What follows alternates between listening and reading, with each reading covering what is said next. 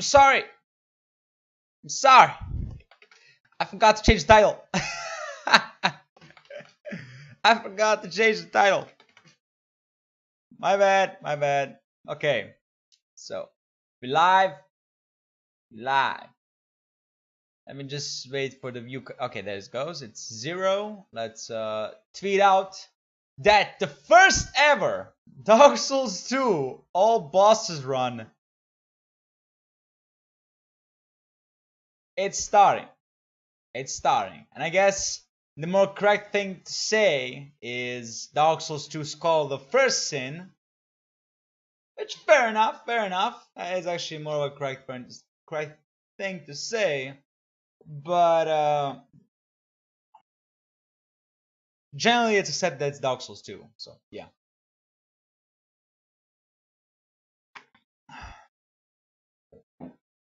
Oh man, back to Dark Souls 2. It's been a long time.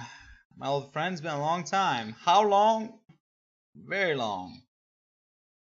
2 years. Let me set up all these cables. And let's start this. Yes, we are in offline mode because again, I don't want to get invaded. We're gonna play all the cuts. We're gonna let all the cutscenes play and everything. Nostalgia, hit me. Perhaps hit you've me. seen it. Maybe in a dream. A murky, forgotten land. Lordran. By the way, I'm pretty sure this is the same voice actor that did the entrance from Dark Souls 3. I'm pretty sure it's the same. It's the same voice actor. I could be wrong. Maybe the one from Dark Souls 1, but I don't think so. I think this is the more accurate where one. Souls may mend your ailing mind. It's kind of interesting. Whoa. You will lose everything. Once branded. The symbol of the curse. An augur of darkness. Your past, your future, your very light.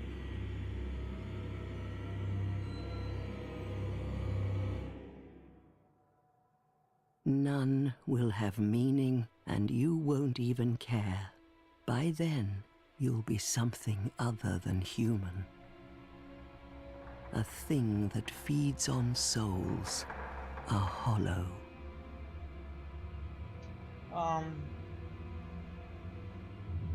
Long ago, in a walled-off land far to the north,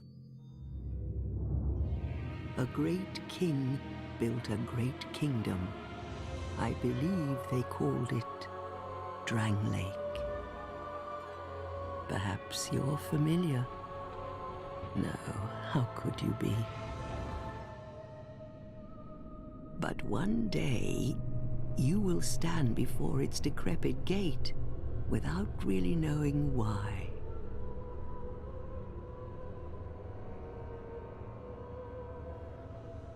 Okay, I have to say some things. First of all, could she be blind? Because unfortunately, people who are blind kind of don't have very pale eyes. I could be wrong, but kind of seems like she could be blind though, but I don't think so. Second of all, Drangleic is walled off. I don't remember. I forgot about that. I didn't. Drangleic, or all the land of Drangleic, is walled off. That can mean two things. Two things.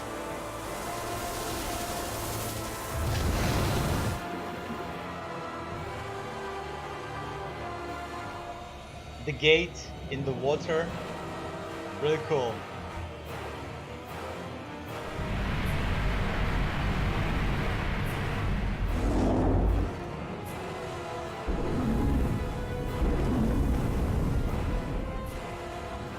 Like a moth drawn to a flame, your wings will burn in anguish. time after time.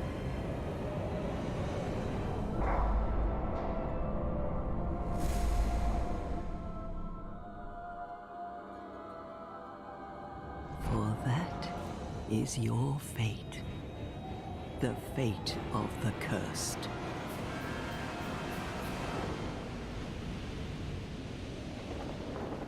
Okay.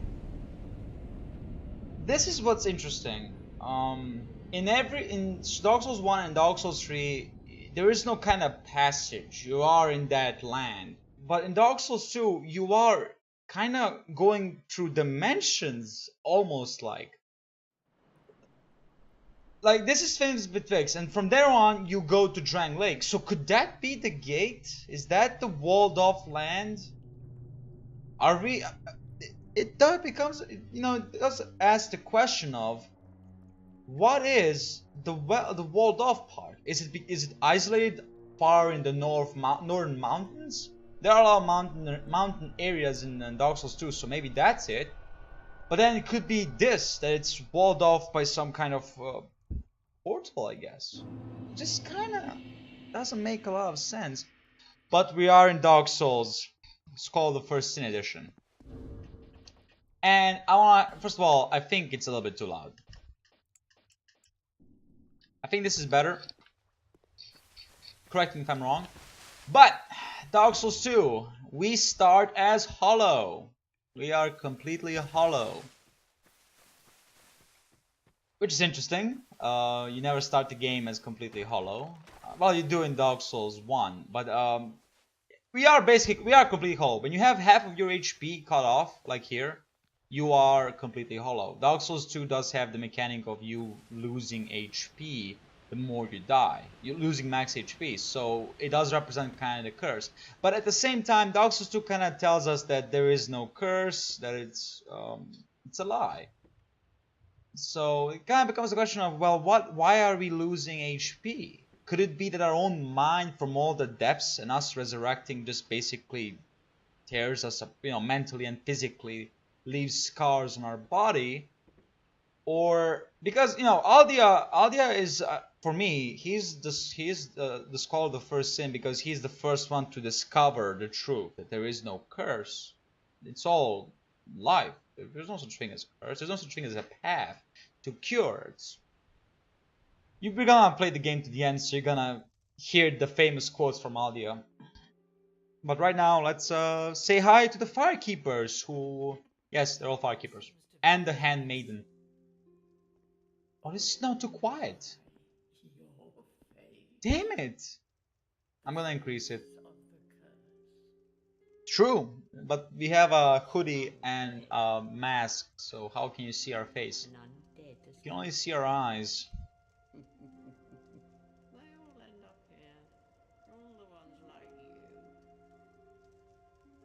And that part, you know, all the ones like you. So it kind of seems like things betwixt might actually be a path to Drangleic. So that might be the entrance to it. That lake leads to Drangleic. But then what is Drangleic?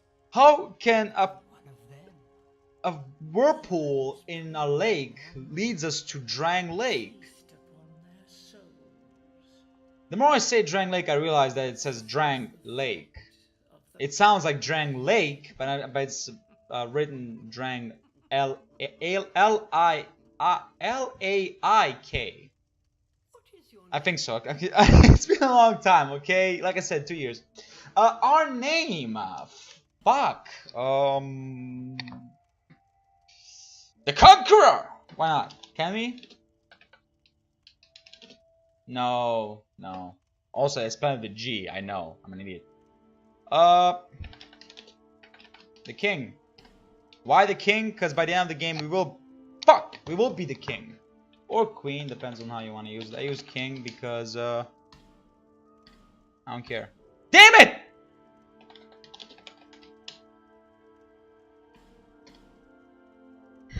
What the fuck? Yes, thank you. Wow. Our biggest challenge. Choosing our name and accepting it. And now the human effigy, the first breakthrough away from Dark Souls 1, the effigy. There's no longer humanities, now there's effigies. And then it's embers. I don't know. I guess it's more consistent with Dark Souls 2, but it just in Dark Souls 3 there is no curse. At least not in traditional sense of Dark Souls. So I don't know. It's an effigy of you. I believe it because we don't know how we look. Alright, first of all, there we go.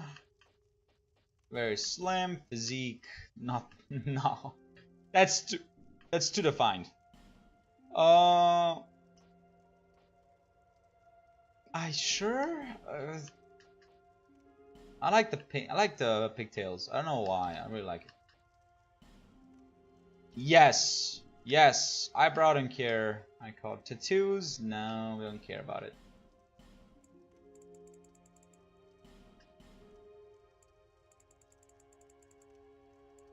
Now we have to make a character. I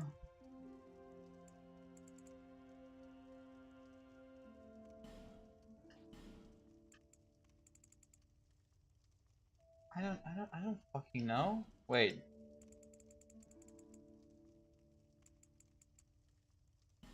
Sure, let's go with that.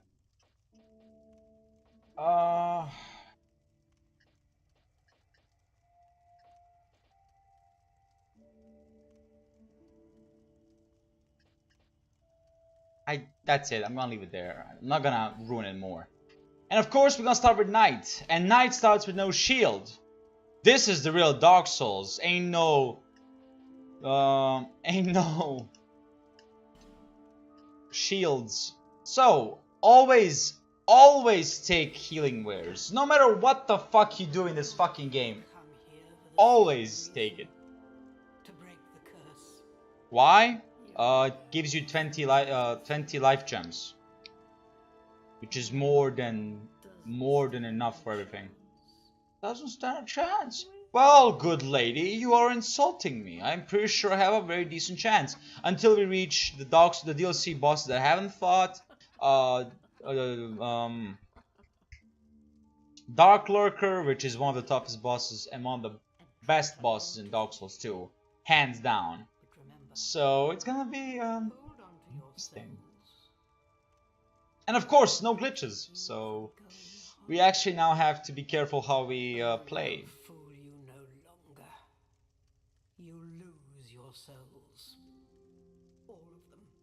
Are you sure about that? Are you sure about that?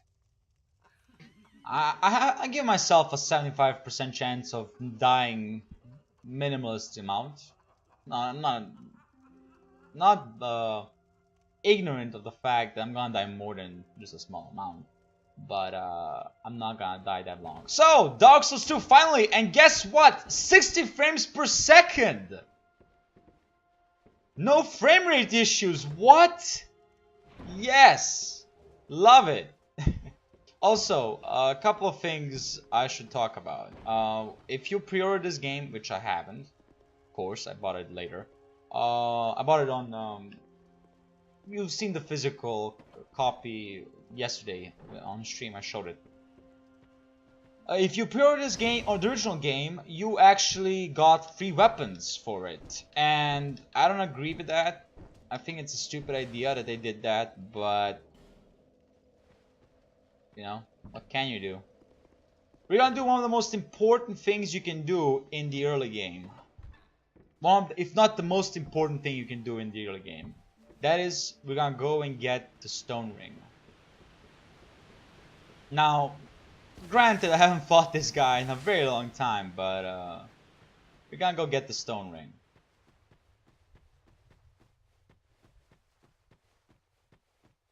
Hi.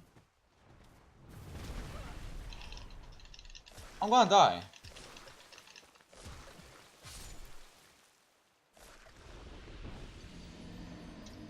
Did you forget about the... I forgot.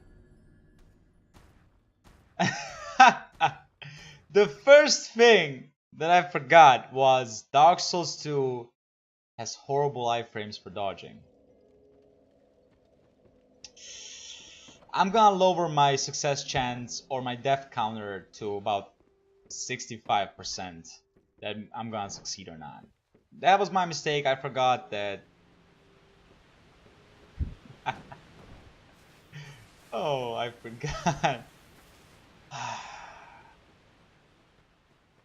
I don't care. It's a very fond death. I used to die to this guy like 10, 20 times before I got him, so it is a very. By the way, diagonal dodging.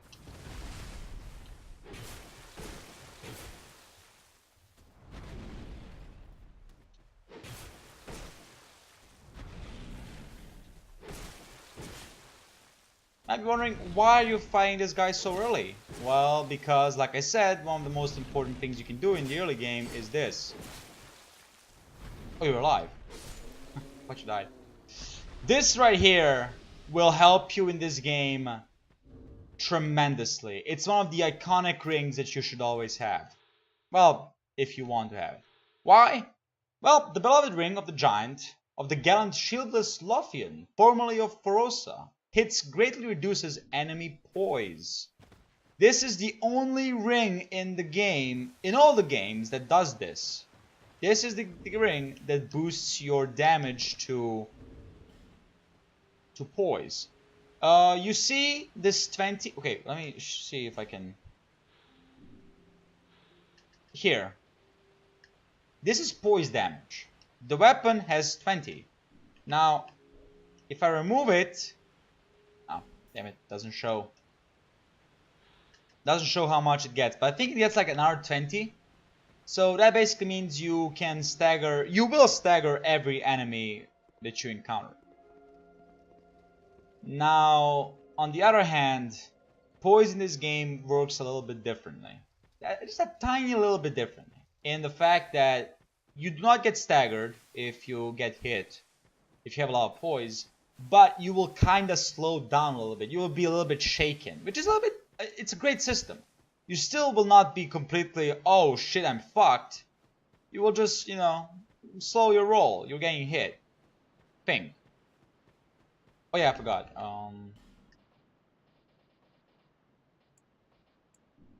Let's increase these two. The sound effects maybe not, but everything else yes. And Majula. Oh, I love Majula. The music, when the music hits.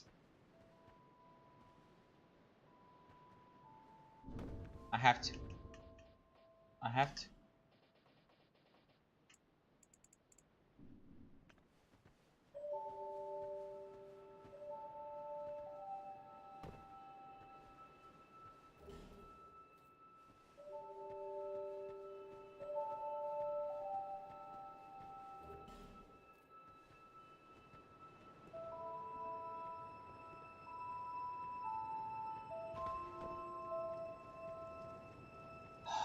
Majula.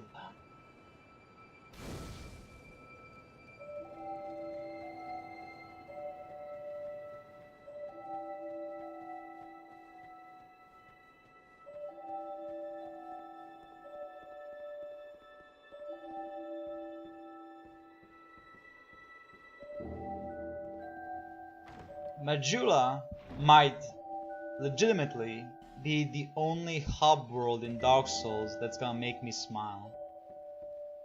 In a Souls game. I haven't played Bloodborne, but I'm pretty sure that Hunter's Dream will have the same effect, because it already has when I watch it, so it will have the same effect. But Majula is something else.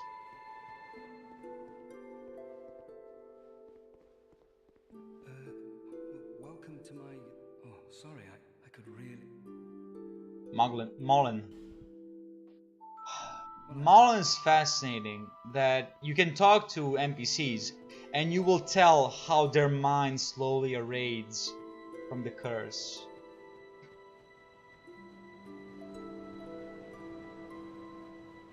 Which is forced upon humans by Gwyn. It's not a natural curse. It's forced upon them. And of course, the iconic Crestfallen Knight. You're undead, aren't you? With the same voice actor. You have that distinct scent. It is a kind of antidote. Oh, so it's Drang-L-A-I-C, Drangleic. Okay. And there's Drangleic. There's a Drangleic Castle up there. Let's see if I can show you guys where Hades' Tower of Flame is. That right there is Hades' Tower of Flame and Cathedral of Blue. And right there is the Forest of Fallen Giants. One of the best areas in the game. I really like it. It's really nicely done. The aqueducts there is a path to it. Okay, the music's now getting a little bit too loud. I'm gonna lower it.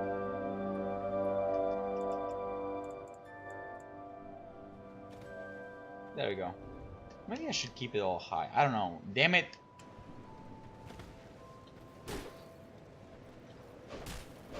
Kinda seems too high, but I may be wrong. Alright, time to talk to the most important NPC in this whole fucking game. Shine a lot. Are you the next monarch? No, we're not the next monarch, Shine a lot. Born of fate. Sorry. I will leave. Spoiler alert, I will not choose the throne. But that's about it. Till this frail hope I love you, Shine a lot, though. You are my second favorite firekeeper. Number one, the doll. Number one. But number two, 100%. Souls wise, you are the best. I'm sorry, Firekeeper from Dark Souls 3. You are nothing. Maiden in Black. No, I don't understand why people like nostalgia. Nostalgia, fine. And there's Anastasia from Dark Souls 1. No. This is a true MVP. She is the best in Dark Souls. 100%. Okay. Are we gonna go human? No, I might die again, so I don't wanna... you have basically two paths. You can go to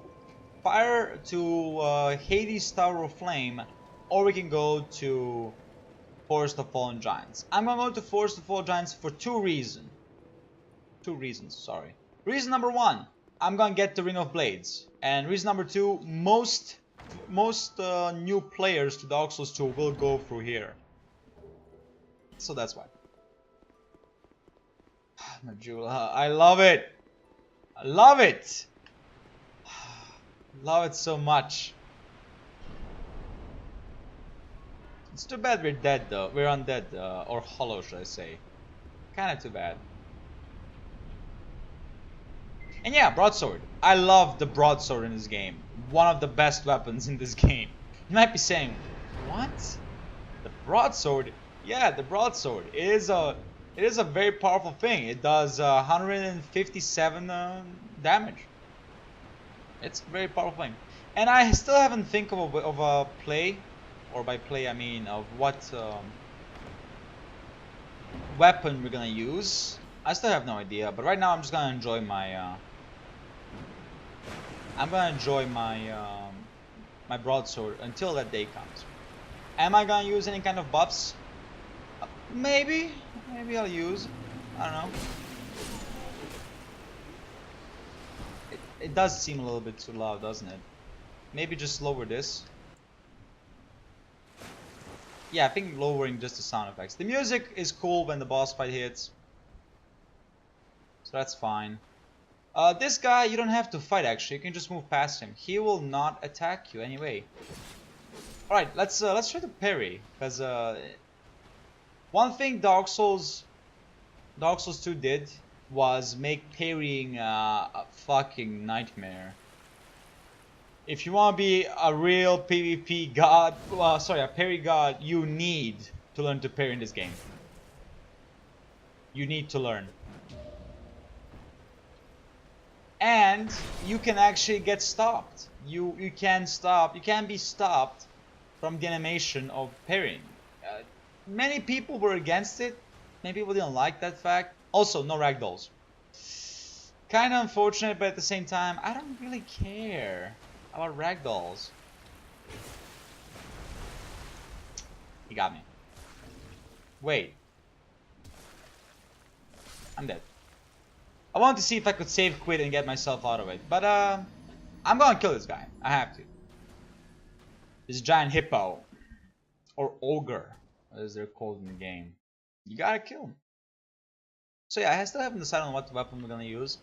I might go for as you can see, my HP is getting lower and lower. I might go for a Lothric. Oh no, that was too late. Oh come on.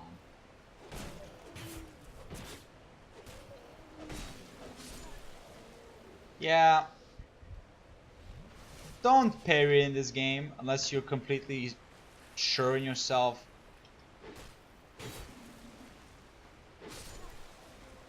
Just the game is not that nice to you if you try.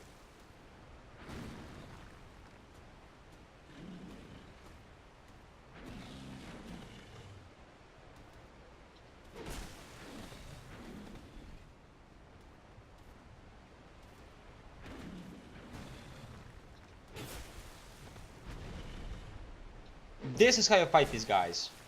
This is it.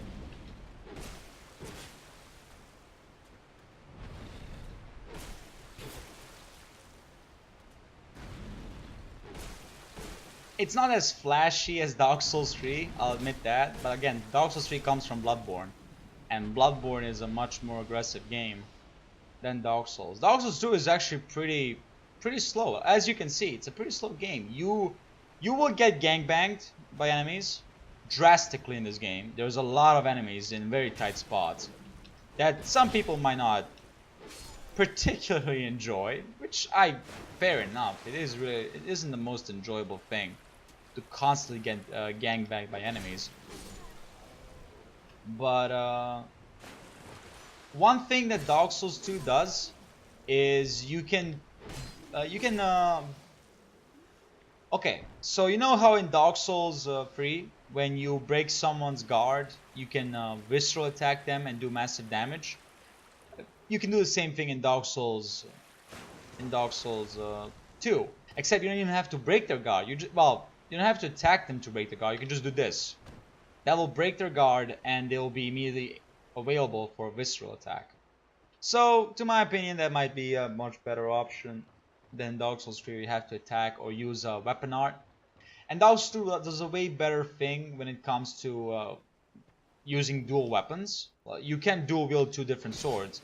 And I might do that actually. I might go for a dual wield build, which is not bad. One thing I have against Dark Souls 2 is it's missing sheaths. Sorry, weapon sheaths. Like I would love to have my weapon sheath for I actually don't know what it's called. I think it's called a sheath. I could be wrong, but I would love to have my broadsword sheath. And when I have to, you know, if I want to do 2 katanas, I can have the 2 sheaths. But here we're gonna find the short sword. Very cool weapon. Again, jump mechanic is in this game, so that's always awesome. Love the jump mechanic. You just gotta love the jump mechanic. Oh, right, this guy gets up. One thing we can do is we can do a jump. We can make a jump there, and we will get 20 throwing daggers, which we don't need actually. I have no use for it. But what we will have use, and you might at some point be bored by it, but in this game, poison is everything. I might actually go with dual katanas. Yeah, let's go dual katanas. But don't worry, we're not gonna be using the Chaos Blade. The Chaos Blade actually comes in New Game Plus. But back to what I'm talking about, poison. In Dark Souls 2, poison is your best friend, and as you can see, you can take damage in the backstab / parry animation, and it's a way cooler animation if you ask me. But yeah, back to hand. Yeah, you want poison. You want poison arrows as much as you can carry. It is your best friend in any kind of situation. Poison in this game does a significant amount of damage. Any gigantic enemy you see, use poison. Don't fight them. No, no, no, no, no, no, no, no, no. Don't try to fight them. There is no reason to fight them, in fact. There really is no reason. Because why should you? You can just poison them.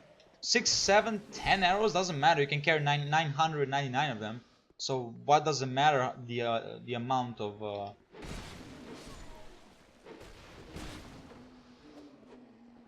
arrows that you can carry? It doesn't matter. So yeah. Also, as you can see, and I forgot about this, which is my mistake. The weapon durability is becoming horrible. Yes, it is. We might actually go to my short sword. But don't worry, you can your weapon repairs on a bonfire, which, by the way, Dark Souls 2 did it. That's why in Dark Souls 3 you actually repair your weapon on a bonfire. But back to weapon. We break weapons very quickly in this game. Like many people would say, too quickly, and yeah, I'll agree. Look at this.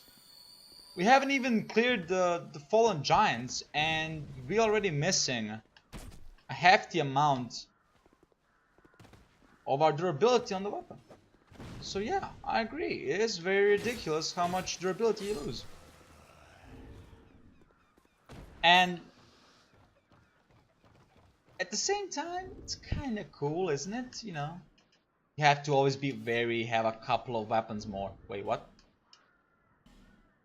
Oh yeah, I forgot. You actually, it's not a new thing, but you do need weapon requirements. Your armor has requirements, by the way. Yeah, your armor has it. Let me show you. It has a B. Wait. It's been a long time, but I can still show you guys. Attribute domes, physical defense. So this has a B in physical defense, and it has scaling with strength, I guess.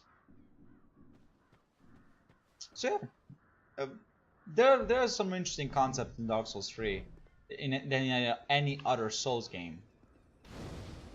But Miyazaki didn't want to introduce them in Dark Souls 2 because Dark Souls 3 because, you know,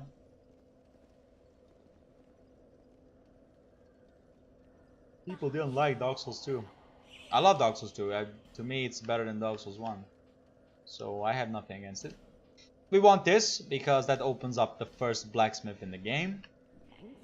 Technically, that guy can actually be your last blacksmith to open up or to unlock. Why? Because you can get to Bastille and unlock the guy. Oh. There we go. It's very dark in this place. This is like the first area, and this is how original Dark Souls 2 is supposed to be like, or at least many people say it's supposed to be like this. Dark, and you have to have a torch and all of that. But they just kind of scrapped that concept. And apparently, Dark Souls 2 was scrapped by almost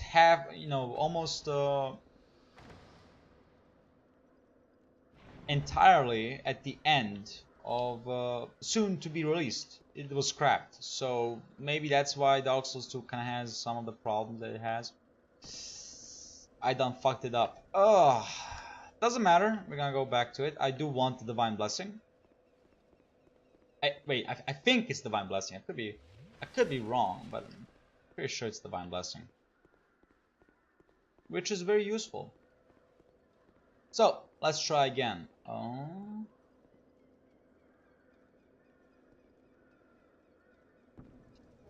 Yep, Divine Blessing. Before, there used to be a Estus Flask Shard. But now there is not. Not anymore. Another good thing. Oh yeah. Let's do some advanced stuff. This is some advanced play I learned when I was still very young in the Souls world. Let me see if I can get this. Come on. Come on. Damn it! You can actually clip a firebomb and you will get the shortcut before you intentionally should get it. Now I know I'm kind of hemorrhaging souls, which in this game they're actually quite important because I cannot dupe, but hey, I want to show some, I want to show some cool shit if I can actually land it. And it seems like I can't. Come on, please. Damn it. Basically, there are some barrels of gunpowder behind, and you basically want to trigger it through this wall. You can, but I keep failing. I think they made it harder in Skull of the First Sin than it was in Dark Souls 2. That's fine. I can live with that. Also, remove the buckler because it's useless to us. Halberds, the worst enemy in the early game. They will decimate you. I'm not joking. They will decimate you. They're horrible. It's been a long time since I played this game, so maybe we're gonna pick up too many stuff that we actually need.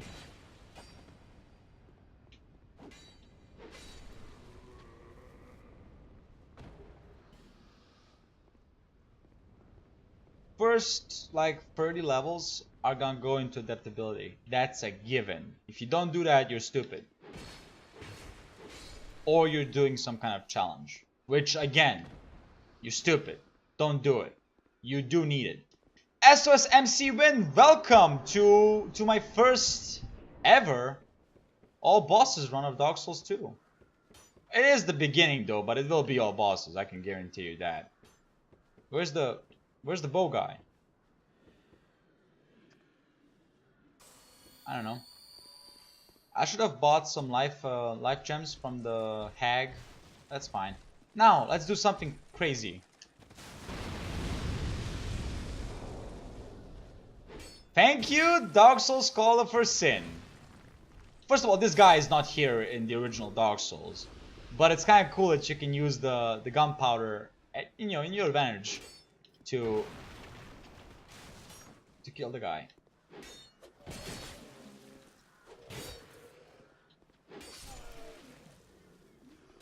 This is the guy I'm talking. Well, he doesn't actually shoot an arrow. He's throwing fire bombs.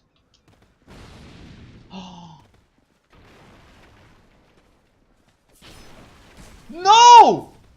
You asshole! Fuck. All right. Well. No. How you doing, SOS? Hope you're doing well.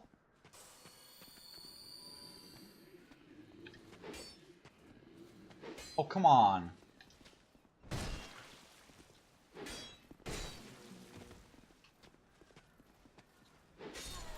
You also have a very limited amount of stamina. I want to show the people some cool shit. Come on. Damn it! I didn't get it. Ah, there we go. Got it. So yeah, that's really cool. And again, it's more flashy than Dark Souls 3 is. Even though Dark Souls 3 has all the spurts of blood.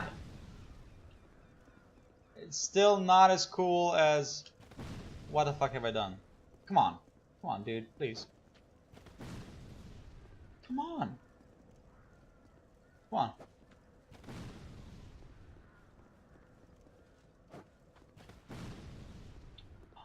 So close. So close. Come on. Please. I actually want this shortcut. I want this shortcut. Please.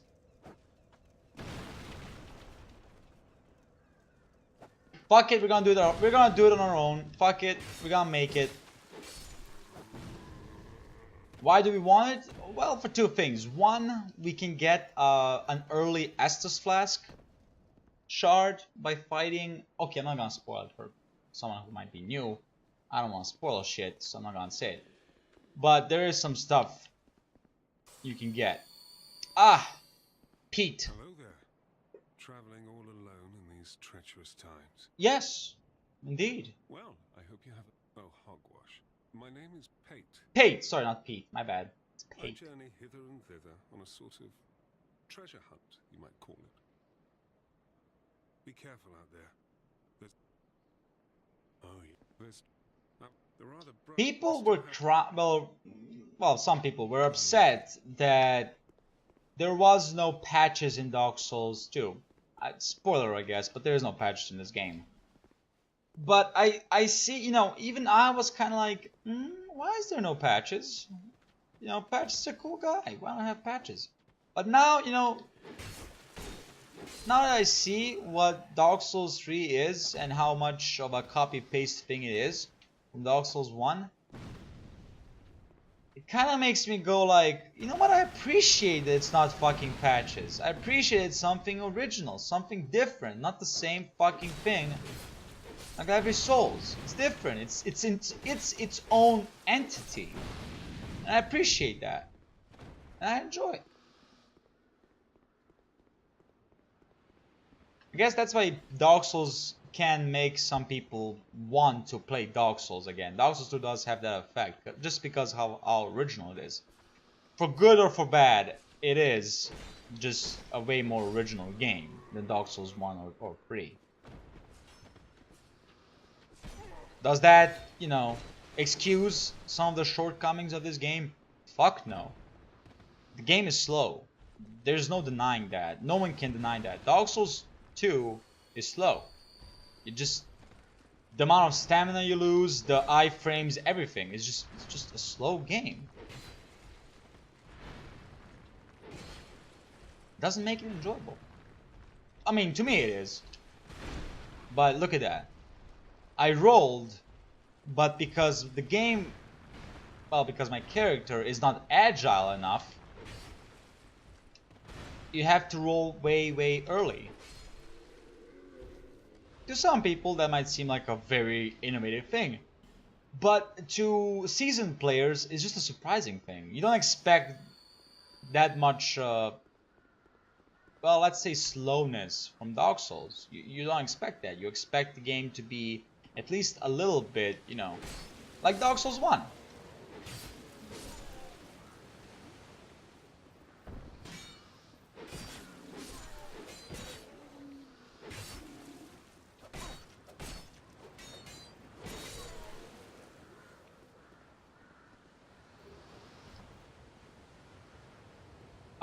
Let me see if I can show you guys Majula from this place. I can't. But this is basically what we've seen from Majula. Very cool. You can see some stuff from Majula. You know, the whole game is not connected as Dark Souls 1 is. Dark Souls 1 is very connected, while Dark Souls 3 is completely isolated. Like Piling Shrine is completely isolated from the rest of the place. But then again, they're doing the whole Dark Souls, the whole Bloodborne thing. Which, do you want, you know, do you want to complain to them? Not really. I mean, it's fine. It's nothing exciting about it. Bloodborne did it better, but it's fine. Okay, to be fair, I understand if people whose first game is Dark Souls, they're gonna be like, what? No, Dark Souls is amazing. And yeah, fair enough. To you guys, maybe it is an amazing game, but to people who played Bloodborne, many of them will tell you that no, Dark Souls, Bloodborne is the best Souls game, hands down. I'm gonna buy one Firebomb, just so I can open the fucking shortcut from the rightful end. But now we're gonna go down. Why are we going down? Well, because I like to go down. What? Don't question it. There's a very powerful weapon we can get down here. You might be saying, a powerful weapon? What could be down here that's so powerful? And yeah, jump attacks or falling attacks are horrible. in this game. Very slow.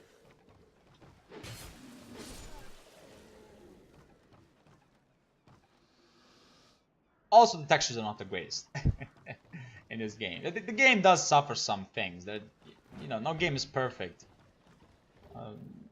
It does suffer some things, but it still doesn't completely break the immersion, and the design still feels fresh, or still feels unique.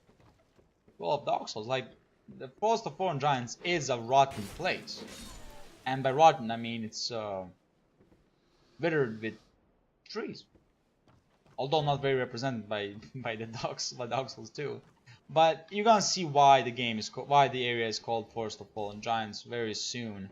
Once we see a giant tree, and no, it's not a giant tree. It's a giant tree. I'm not sorry. I'm not sorry. I have no idea about these statues. I think they're made out of ash because there's a fire-breathing salamander there that will fuck you up. So my thinking is that that's what's there. Oh yeah, and these guys cannot be backstabbed because they will just fall on you.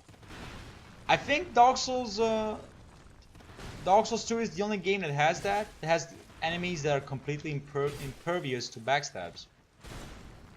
Which is, again, still a unique design. Dark Souls 2 to some people feels like the game was forcefully made difficult. Like it has fake difficulty or artificial difficulty. But in some aspects, no, it doesn't. It just makes like a logical thing. Like this guy, why would he allow himself to be backstabbed when he can just become a giant turtle? Okay. Maybe it's not very thought out, but it's still a functional thing. That, you know, the armor makes sense that it will not be able to be penetrated from the back because it has, again, a giant turtle shell on its back.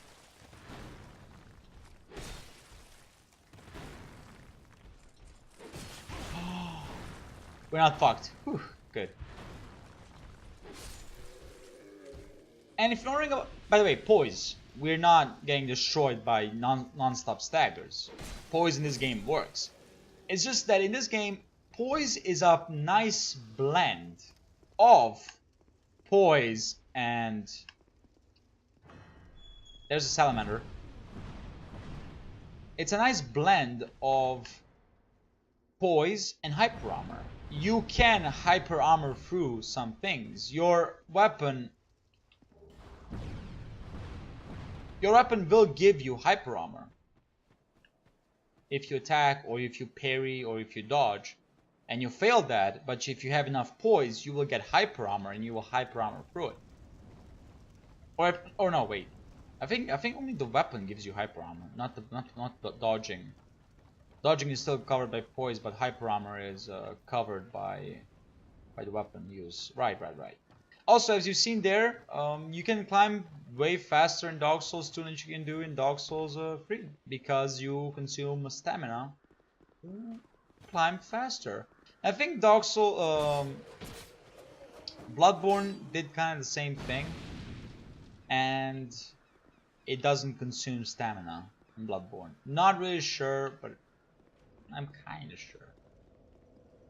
Alright, let's rest. Smartest thing we can do. This hag might be the most valuable NPC in the game. Well, second most. I still argue that. Right! I forgot. Fall damage in this game is your worst nightmare. You will die from falling too much in this game. And that's something I think Dark Souls 2 deserves genuine criticism. It completely deserves it. It's kind of ridiculous in amount of damage you can take from falling down. It is ridiculous, and I think it should have been a little bit lowered. But you know, it's Dark Souls, and you know, FromSoft thought that, you know, no, it's fine, completely fine.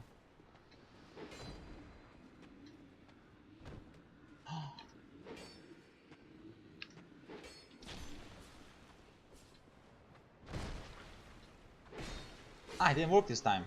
Too bad. What's life gem? Life gem? Life gem? Life gem, nice. Life gems. Your most valuable friend. I'm not kidding. They are your bread and butter sometimes. Estus Flask, I only have one. So I can say goodbye to Estus Flask. I don't need them. What I need right now is wait, let me just remember how I do this. I need the life gems.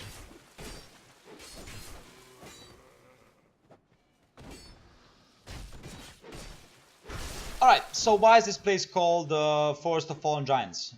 That right there is a giant tree. And as you might see, a tree is formed out of a corpse of a giant. Very interesting.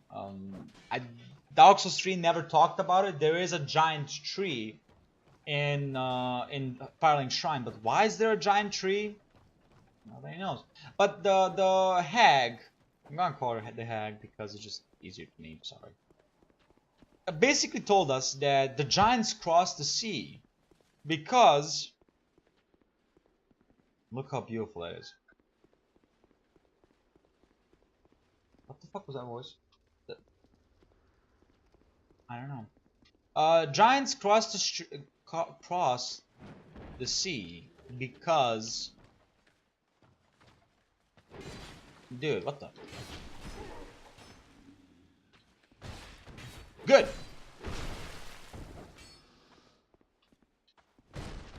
Giants cross the sea because King Vendrick attacked the giants or invaded the giants, took the kin and took the soul technique that allowed for creation of golems made out of stone that are powered by souls. And you will see this in Drangleic Castle. It's very fascinating, by the way. And it's basically like a trap for a soul. Soul arts, basically. Vendrick took the soul arts from giants, and giants invaded back, and they destroyed the Drangleic. In fact, later on we will go into the memory of the trees. The giants are dead, yes, but the trees still hold memory of the giants. Again, very fascinating. There's some things that Dark Souls 2 does is truly remarkable storytelling. Other times it just fails completely. This is an ambush, and you do want to do it like this.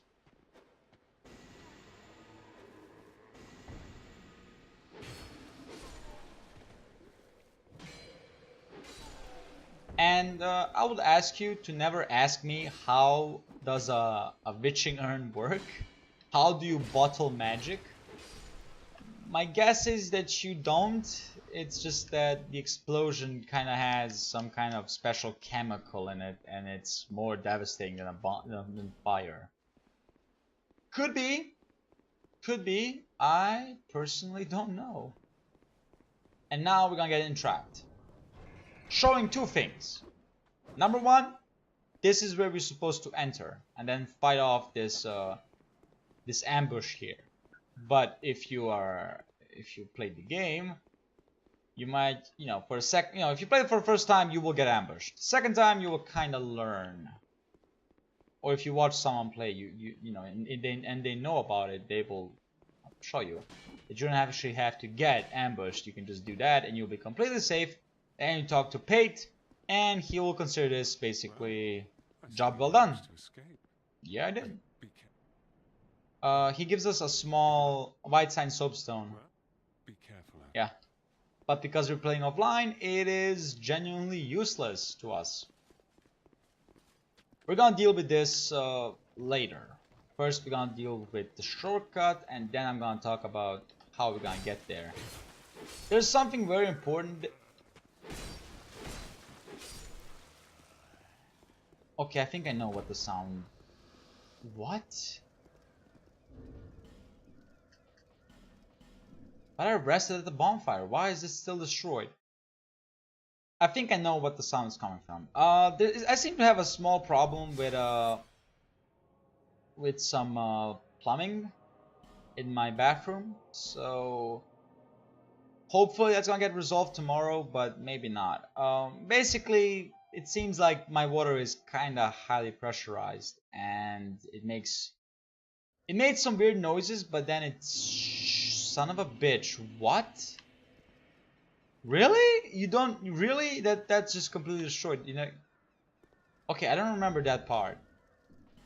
Well, goodbye shortcut. You will be missed. That's fine. I can do without it. I keep forgetting that this is not Dark Souls 1, and you should not do that. You will take a lot of damage falling from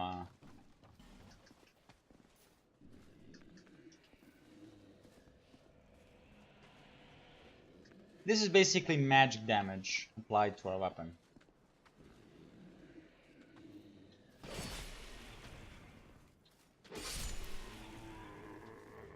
Oh no, don't give me the hollow set. What?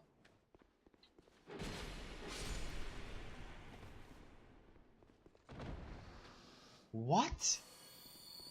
Guys, I'm here. Hi.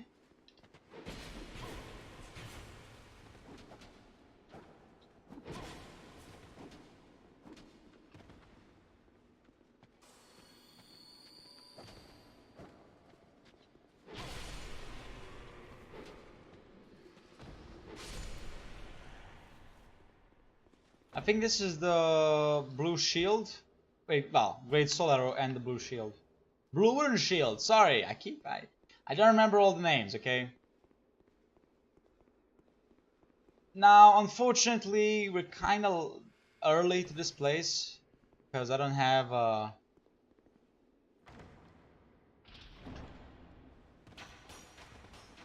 Yes, they are trapped.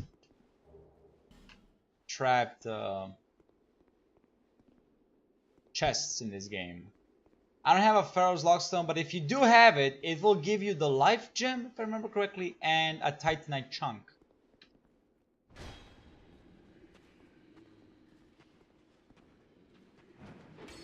Why am I doing this? There is no other way of entering this area. You really need to do this. And the enemies inside will actually open the door. Really cool. Again, there are some things that really make Dark Souls 2 cool. I hope they actually realize how to fucking do it. Because it seems like they don't know how to do it. There we go. There's a lot of enemies though. Again, Dark Souls 2 does do that a lot. There are a lot of gangbang areas in this game. Especially the Bastille. Oh, the Bastille is horrible for that. Horrible.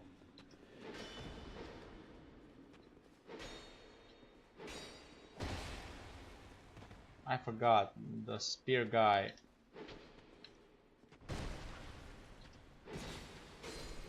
Spear guy gets the shield no matter if he attacks or not.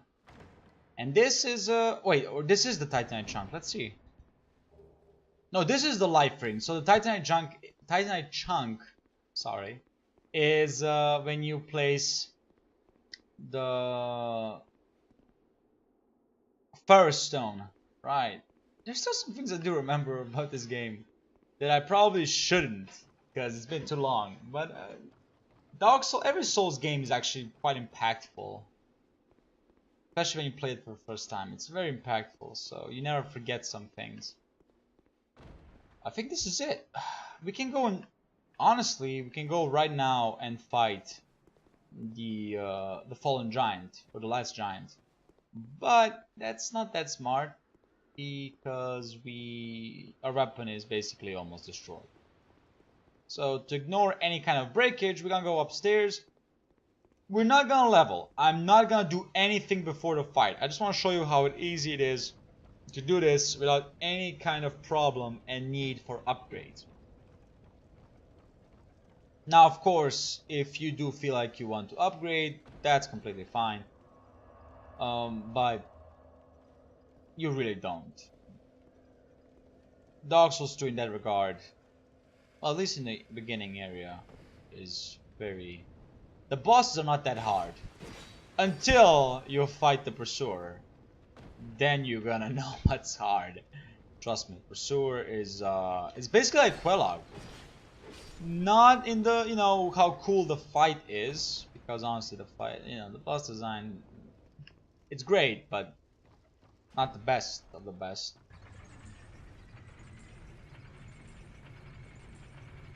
But it's difficult. The fight itself is difficult. You need to learn how to dodge, or at least how to parry so you can cheese the boss. We will not cheese the boss.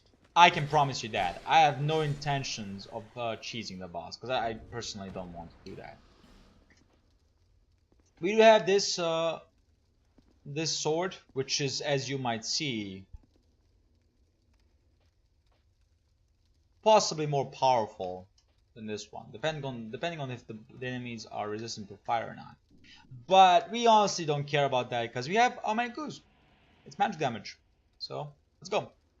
I will not skip the cinematics.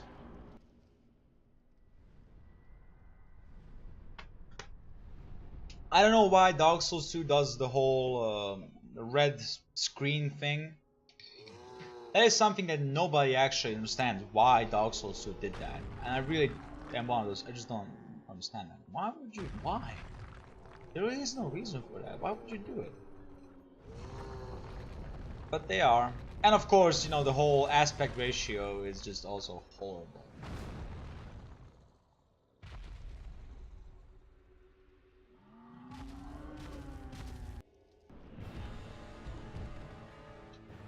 The Last Giant, very easy fight if you know what you're doing.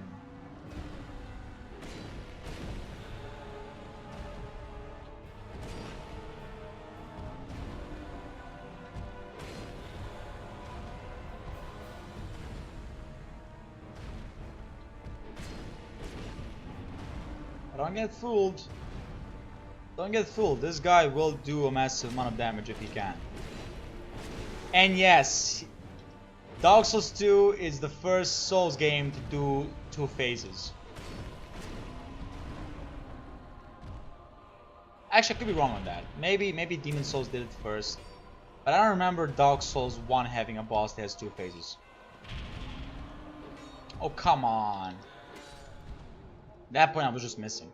But there we go. Relatively easy fight. Relatively easy. One thing that Dark Souls 2 has that no other Souls game has, and many people are happy that no other Souls game does, is soul memory. There you go, soul memory. Souls that once dwell within the flesh will always remain in memory. Could this be a blessing or a curse? Depends. Do you want to get invaded or do you want to invade? If you want to get invaded, it's actually in your advantage to have high soul memory. If you want to invade, it's a curse because you don't want to have high soul memory, but no matter what you do, you will get soul memory. You cannot remove it. They did introduce a ring that basically takes the souls from you, so, you know, that's good. But other than that,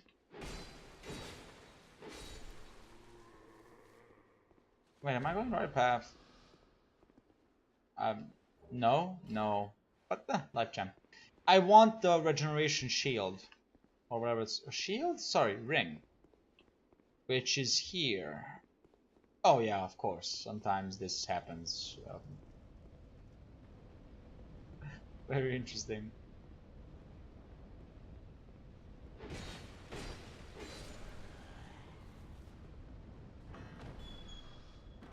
And you can do that too, which is awesome.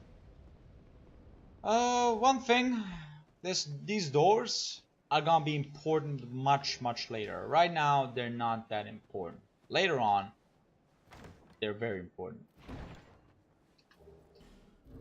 One of the coolest lances and the only lance I actually like in all of Souls is this one. It's so fucking cool. It's the only lance I actually like. And I did do a run with this lance. It's the only one I like. I don't like any other lance in this game. Why do I not enjoy lances? It's not my thing. There are people who do, and they have genuine use in history. A lance was more effective than a spear because a lance would concentrate all its power and was easier to hold and thrust than it was a spear. Lance is basically a more advanced spear, if nothing else. All right, let's go and deal with. Let's go. Should we level up or not? Do I do Pursuer without leveling and anything else? I mean, I could. She's gone. Yep, she's gone. Do we want to do it? Do I feel like showing off? You know what? I feel like showing off. It's been a long time. It's been a long time since I played Dark Souls 2. I want to show off a little bit. Hopefully you don't mind, but I'm gonna show off as much as I can with this game.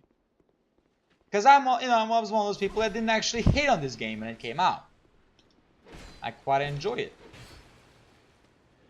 Now, of course, that basically means like, oh, is everyone hating the game? Or was everyone hating the game? The answer is no, not really. It wasn't like that hugely hated. It's just that people did not enjoy the changes that Dark Souls 2 had. I was basically too young, quote unquote, to actually care about the changes that Dark Souls 2 had. I was just happy our Souls game was out. Now that I'm more in the Souls universe, I guess, or have more time spent in the game, yeah, I can completely say that Dark Souls 2 is definitely not that bad of a game as people make it out to be. It's is it a worthy sequel? Yeah, definitely. Some aspects it's better than Dark Souls 1. Some aspects it's worse, but every sequel has aspects that are worse or good. It's just how it is. And of course, the Dark Souls 2 DLC is legendary. It's legendary. Don't anyone tell you differently. The Dark Souls 2 DLCs are legendary. They're so amazing. They are the crowning jewel of Dark Souls 2. There's also one more thing I need to do before we actually exit this area, which we will not exit. Don't worry about it, I will not exit this area. I will fight Pursuer, but I will not exit the area. And of course, I will use automatic. Why am I using Deus so much? It's Pursuer. If you ever fought Pursuer, you knew why. And second of all, I have it, so I might as well use it. Also, very cool entrance. Very cool entrance. The real Dark Souls starts here.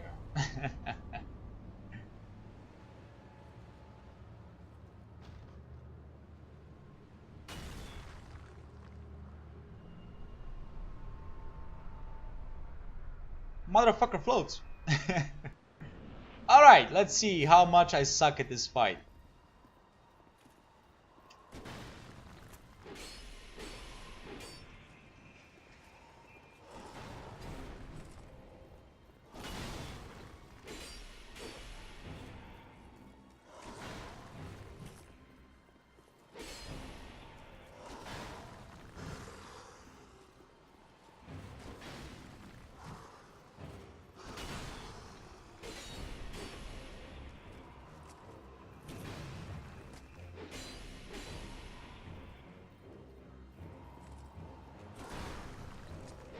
Senpai boss, welcome! Let me just kill this guy and I'm gonna do a more proper welcome.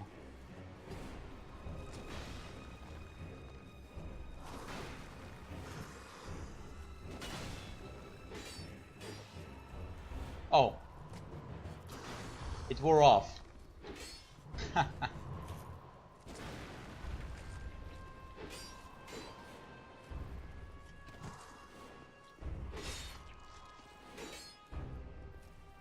You don't have to lock off, but I did because why not?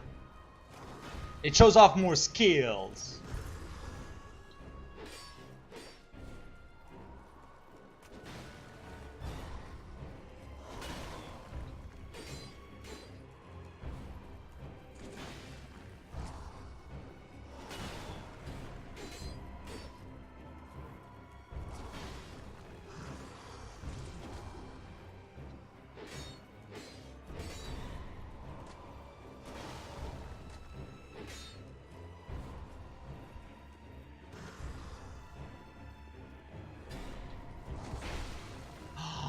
Oh, I fucked up.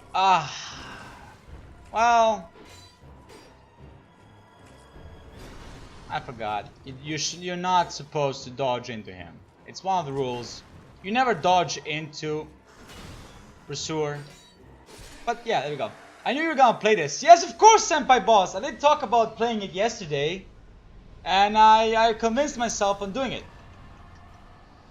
This ring right here is single-handedly the most important ring in Dark Souls 2. It might possibly be the most important ring in all of Soulsborne. Why? It increases physical attack.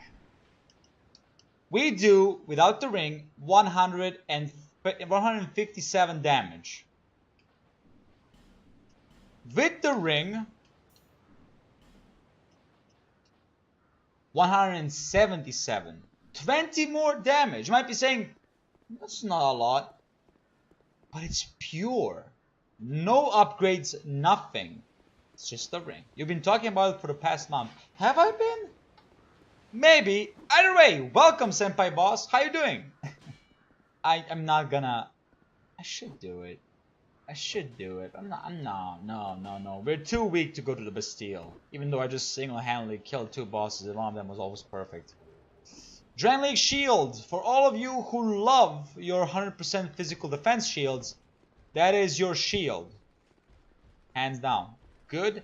I'm glad you're doing good. Me, you know, went shoe shopping with my aunt, mom, and sister. Yeah. Other than that, I'm excited to play Dark Souls again. Well, Dark Souls 2 again. Very much nostalgic trip right now. Nothing can go wrong. And I'm doing good too. Let's finally go back to Majula. It all most mother says.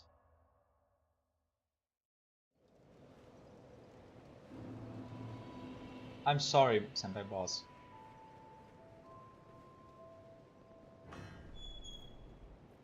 It's almost it's almost Mother's Day. We don't actually celebrate this here. We don't have that kind of celebration. So because we respect our moms without needing a day to show it. We actually respect our moms without needing it. I'm sorry, America, but I have to throw a jab. A jab, sorry. Why do you need a fucking day to show your appreciation to your mom? Damn. Damn. You again? Me. Guess who? Hold up.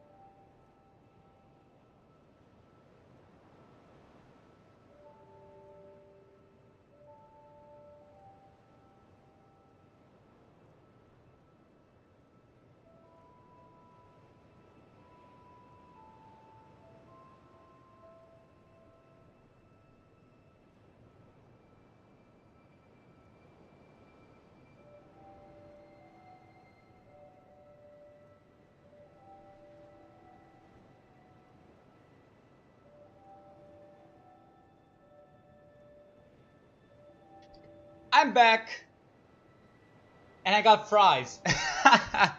My mom called me and asked me if I want fries. I told her, yeah, sure. And got her and for me. All right. We want this. Thanks.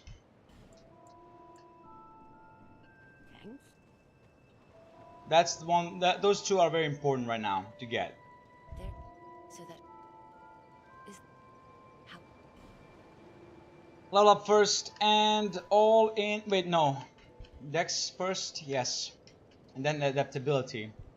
Why adaptability? Because of agility. That rhymed.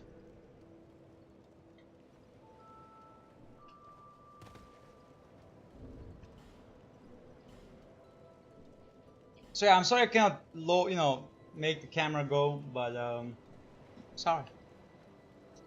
One last thing we have to do in Forest of Fallen Giants before we move on is to go get ourselves a cartographer. A cartographer? A cartographer.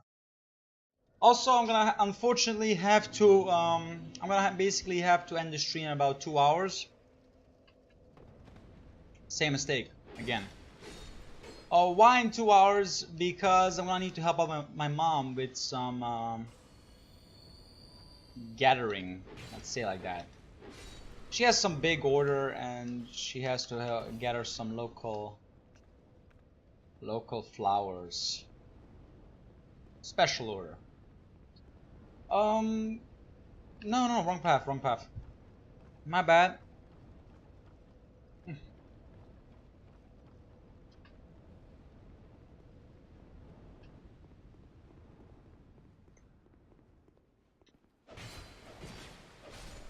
Not the wrong path. This is where we're supposed to go. There we go.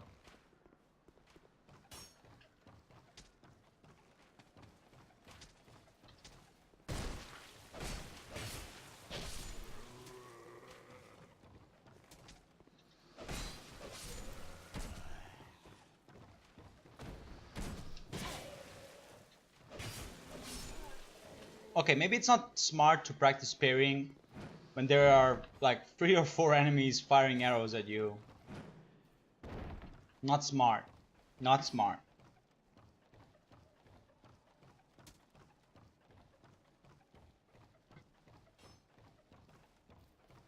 The question is, are the fries better than the ones at McDonald's? Fuck no! McDonald's makes the best fries. That is either an unfortunate truth or just the truth. And for me, it's actually just the truth. McDonald's does make the best fries, and I do enjoy eating McDonald's fries. Who makes the best burger? Well, honestly, I'm gonna be biased and also say McDonald's because I love the Big Mac, but maybe some people love Burger King more, and I respect that. But to me, I don't know. McDonald's is something that you might say, it's the whole kids meal and shit like that. Happy meal that makes people more fondly remember McDonald's. Fun fact: in my life, I think I only got 2 Happy Meals because I do remember 2 specific toys. One was a SpongeBob small toy, and one was like a little radio playing one song from a band that's, well, it's an old band. Not old, but like 2006, 7 old. I think they're called Tokyo Hotel, if I remember correctly. I could be wrong. Wait, did he say meet at Majula? That's a very important thing to hear. Yep, he did. Perhaps we'll meet again. I hope we do. Did he give us the key to our salvation? No. But to the manor?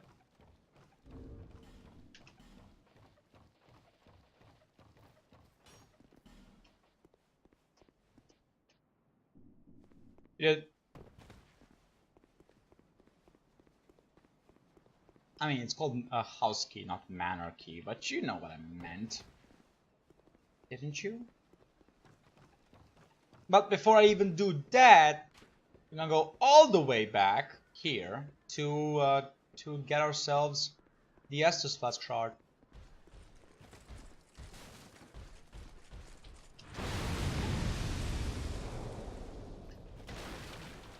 That's right, we're gonna use the same tactic.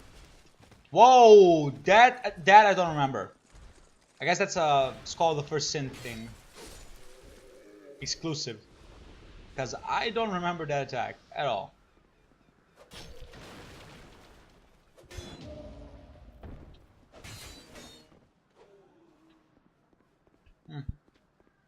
Oh, finally I can show you guys how it's done.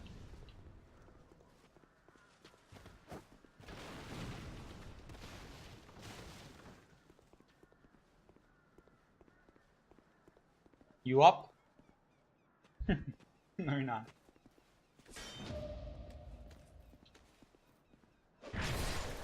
Well, you know, at least I'm getting these parries.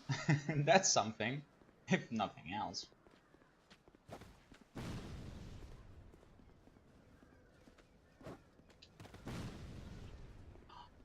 I hate you. Hit me, hit me, hit me. I want you to hit me! Dude. I said I want you to hit me. Almost failed. Hit me. There we go, and that's how you open the shortcut. That's how you do it. That's what I wanted to show you guys. But unfortunately, I failed a couple of times.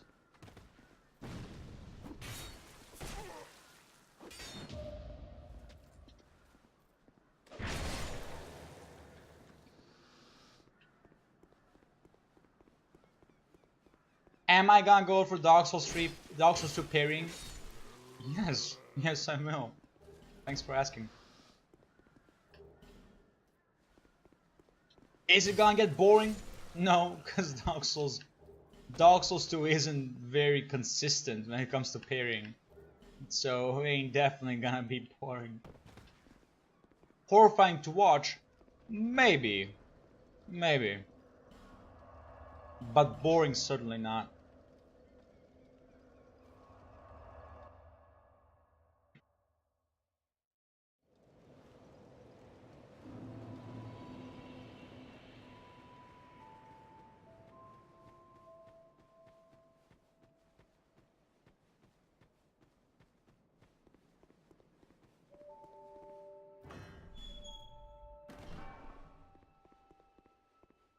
Very beautiful book. Very gigantic book. Oh, where's Lockstone? We will not use it in the one that is in Forest of Fallen Giants. That will be a waste. Really? Yeah. Would be a waste. The sound that you hear, scratching, you're gonna see the source.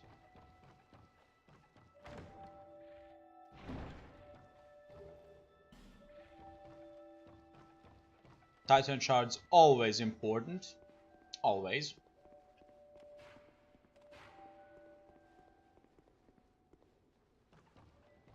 Oh, Skelly! What's a Skelly doing here? I don't know. Nor do I deign to ask. But fuck you, Skelly. Thank you for the human effigy. And our Estus flask shard. And one of the most innovative things about Dark Souls 2. The Soul Vessel.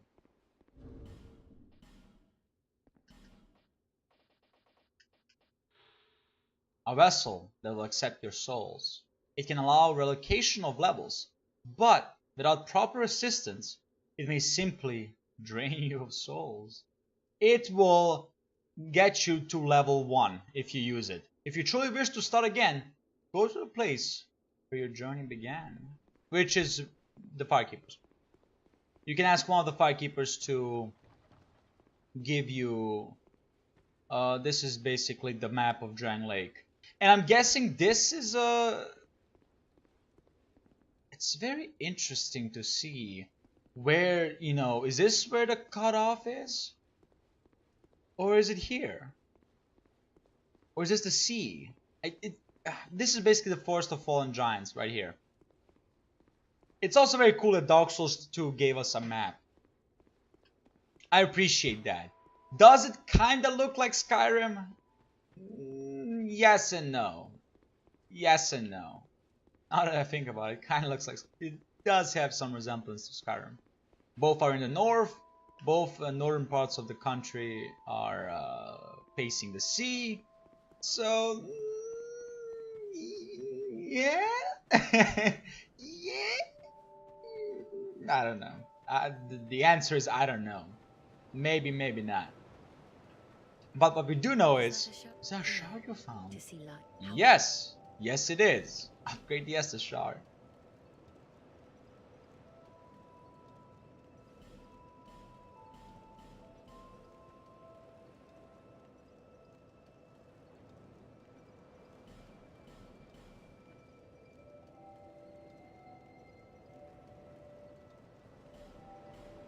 Hmm? Okay.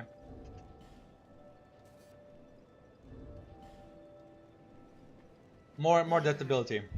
Bear of the curse, seek less. It's a meme, and everyone who played Dark Souls should understand that meme. It's a fact. Okay, so we are officially done with, or we officially did everything in Forest of Fallen Giants. Now we're gonna go to Hades Tower of Flame. Leningrad. Leningrad, sorry. I might dual wield katanas, honestly. I'm gonna think about it. Probably not, but I might do it. Do it though. Do it. There is no better weapon we're gonna have for a very long time, so might as well do it. I'll be around if you make it back. Gee, thanks. You're very, very helpful. I appreciate you. I love DJ Khaled memes, who apparently DJ Khaled is a huge well, here's the thing.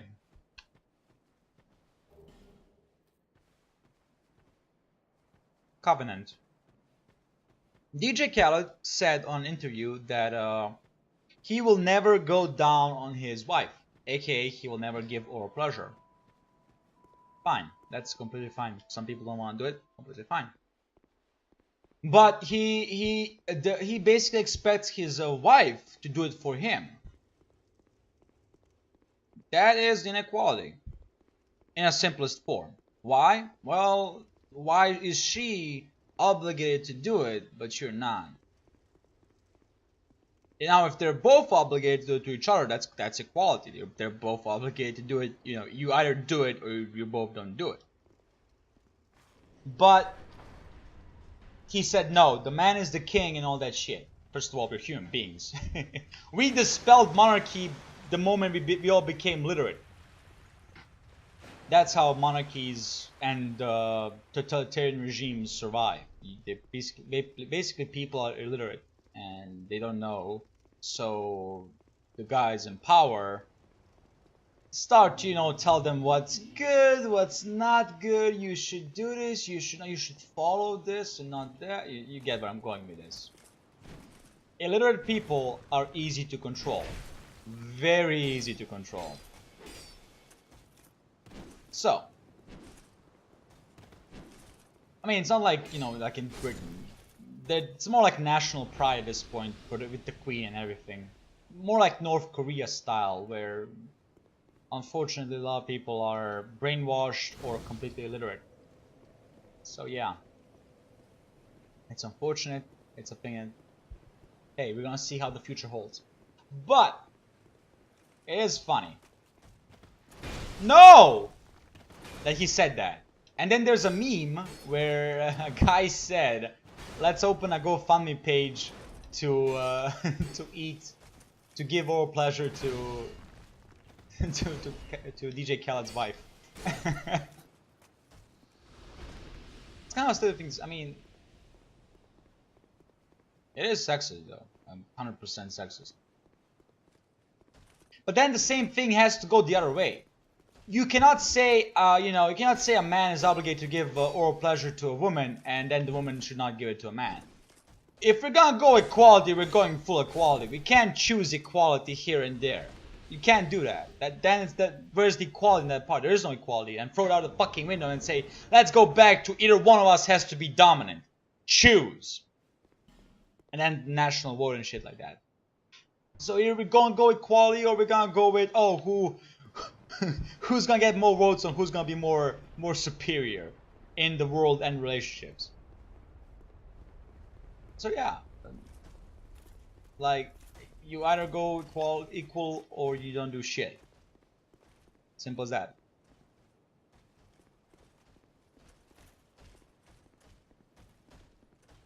Really?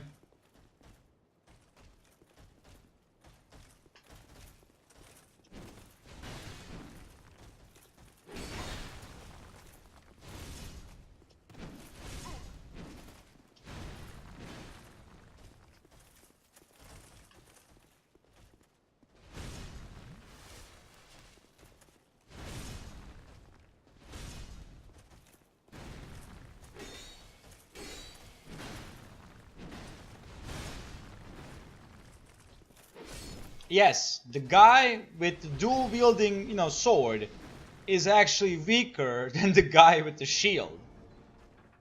Shouldn't it go the other way around, because the guy has a shield, he should be more weak? Yes, exactly, that's how it's supposed to go, because if you have a shield, you're weaker. The other guy has two swords, should actually be more stronger. Doesn't work like that in this game. It doesn't work like that.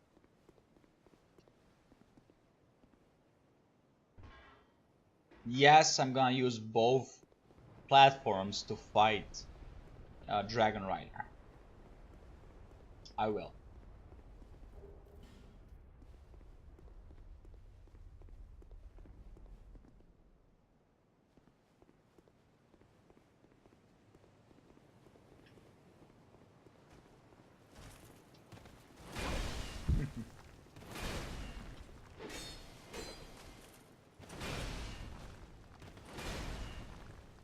I cannot remember. Where do we get the chlorine ring?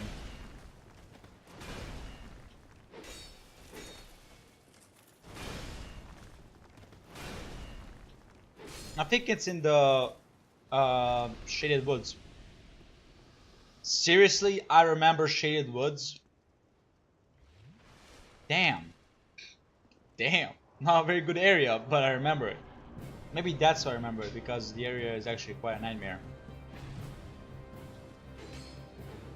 And yes, this boss is very easy. Takes a lot of damage and no skill at all. You're gonna notice a trend with Dark Souls 2 enemies. A lot of humanoids. And you might be saying, well, what's the problem with that? Oh no, there's no problem with that. If they're done correctly and fun.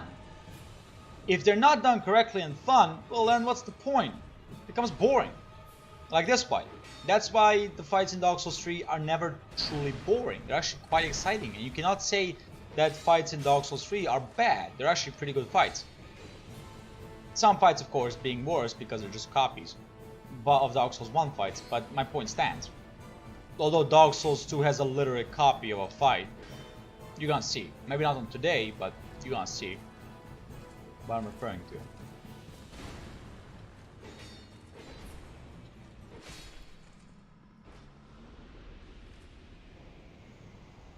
Victory achieved! Well, actually it has more than one copy. You can see. Right now we need a lot of arrows. How many arrows? A ton. Hi, I can never remember your name. My name is I should have... Yeah, Licia. I like they actually displayed names of characters that you talk to. I like it. She might be like showing that the religion in Dark Souls is kind of fake. Or that she herself is using religion as a means to get shit for herself.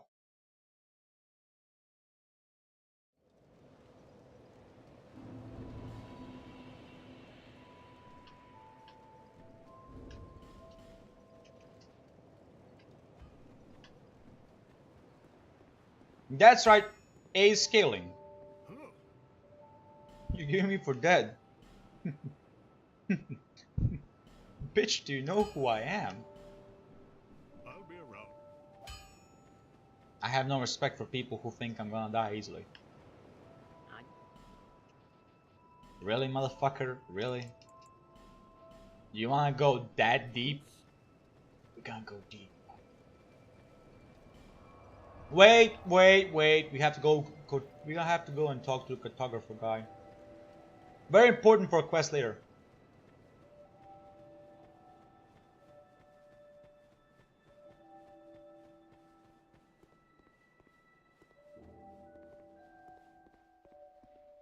I know this is a challenge run, but maybe I should do the quest lines. Hey. Oh, hello again. You've made it. The map, I presume. Of course. Take a good look. Even more flames have appeared. I don't know what causes it. Did you see the flame on the map? It wasn't there when I came here before. I don't know what explains it. Shouldn't be. I don't know what causes it. Also, there's only one flame. Why does he say multiple? Why does he say like multiple flames have appeared? Only one flame has appeared. But there is something greatly comforting about that flame. Is it now? It seems to fulfill something very precious, deep within the soul. Something essential. I would not venture far into that hole. It was blocked by a wall, something built long ago. So I guess it's kind of like the jab of, you know, you defeated a boss, you should feel fulfilling. Your soul is fulfilling for killing a boss. Did you see the flame? Don't worry, the game, honestly, many people kind of ignore the fact that Dark Souls 2 kind of starts neutral to even optimistic, but turns depressive. Very, very quickly turns depressive. You're gonna see what I mean. Trust me, you're gonna see what I mean.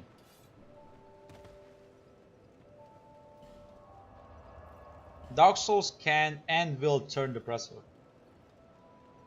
At a later date.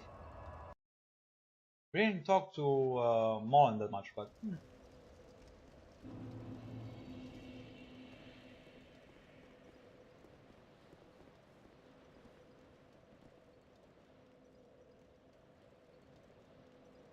beautiful skybox. Even though it's not moving, it's a beautiful skybox. And you can see Majula out there and Forest of Fallen Giants. Really beautiful. The water is beautiful. Everything's fucking. I love this area. Hey, Star of Flame is amazing. I love it so much. And here are the Haiti Knights. They're basically your Black Knights in this game, or Silver Knight. Let's go Silver Knights because they're more now common than they are than the Lothric Knight. Lothric? Sorry, Drangleic Knights in Drangleic Castle. Oh yeah, right. These guys are famous for their sudden attacks. Cool armor set though. I really like their armor set. Really nice design.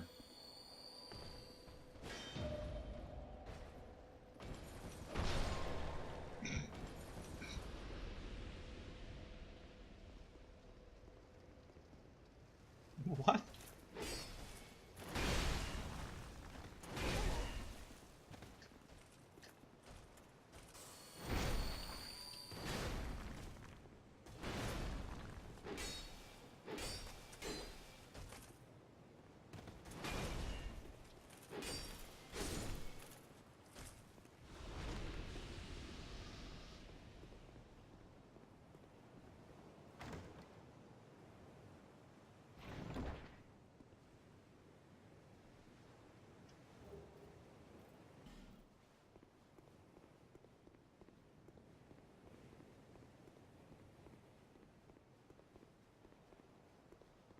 Very important ring.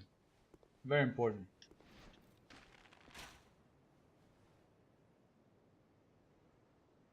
I remembered correctly. If you fire this guy will not move. It will actually not give a fuck. So, good choice. Also, maybe I should have upgraded my broadsword more, but I still don't know what weapon I'm gonna go.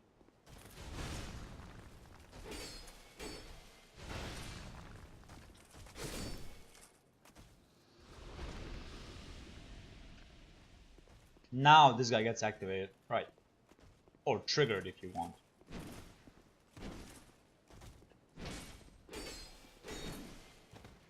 Oh, well, that's cool. By the way, why two-handing the weapon? It just does more damage. You can one-hand the weapon. It doesn't give much benefits to it. It will give you benefits. Oh, don't you worry about that. You do attack faster, but you just do less damage. So why should you, you know, indulge yourself in... Whoa, what the?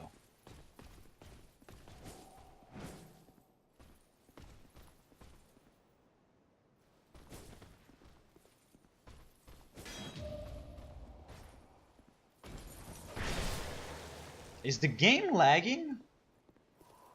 It seems like the game is lagging. Or is just my OBS?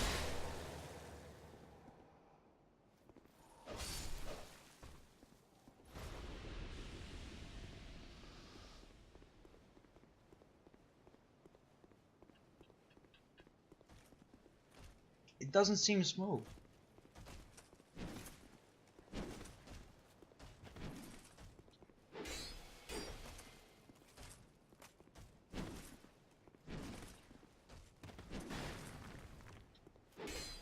How did you not hit me?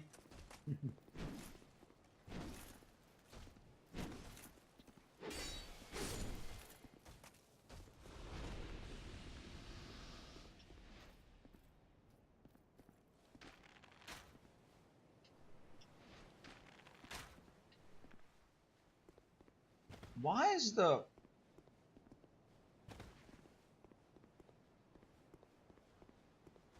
Really weird as to why the OBS is showing it as laggy as fuck. If anyone can tell me, is it laggy or is everything fine?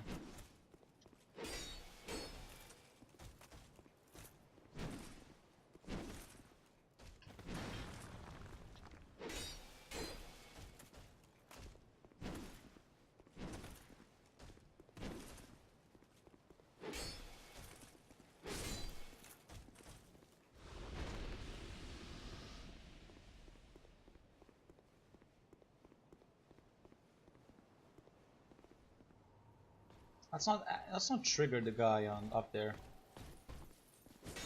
because he's actually dangerous. You have to pay very early in this game to actually get it. It's ridiculous.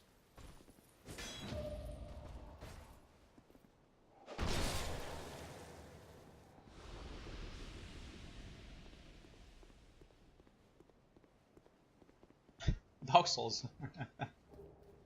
That's all I gotta say. Now, this guy is actually way better to do with a shield. Can I carry this shield? No, I cannot. Which is the closest good defense shield? It's this guy. Alright, why is it very important to have a shield with this guy? Well, you're gonna see about now. He has a spear. And the guys with a spear are actually the worst motherfuckers in this fucking game. You're gonna see why. This why. That attack devastates you. Trust me, it's fucking devastating. But if you have a shield, it's actually very easily mitigated. Mitigated. I think I pronounced correctly.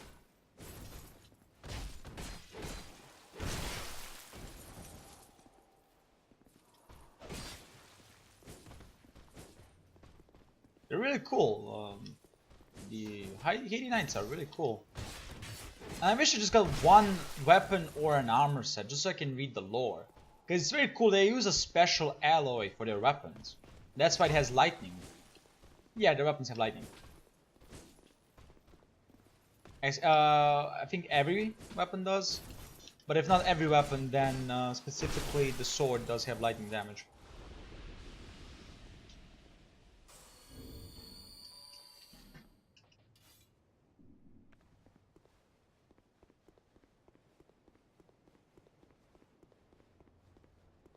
Now the most bullshit thing. This guy. This is how you do this, by the way. You don't fight the Drake, you kill the Drake. It's very stupid that it's here, but ain't much you can do about it.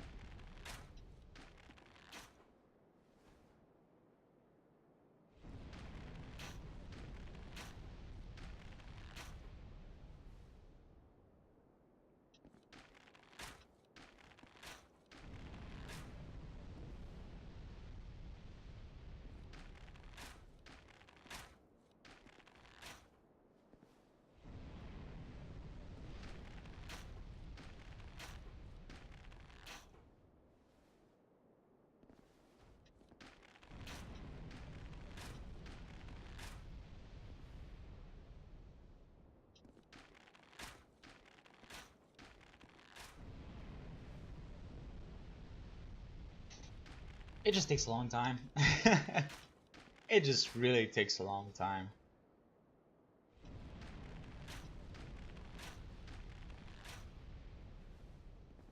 But luckily it's actually not that strong of a Drake. It's not as the Hellkite Drake in Dark Souls 1. Oh. Although this is a Hellkite Drake, by the way. It's the exact same Drake. Just that it's weaker. Still takes a billion hits, but it's weaker.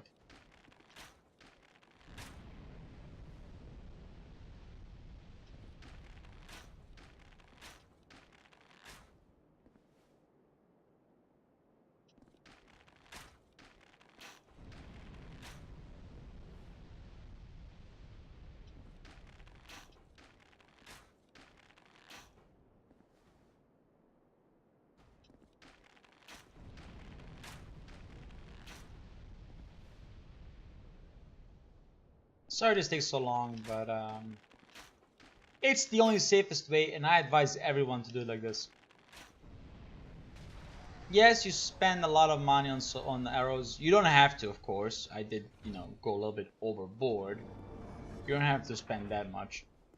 But I thought about it and did. Also, amazing view there. Amazing. And now Blue Cathedral, where we're gonna meet the first copy-paste boss of Dark Souls 2.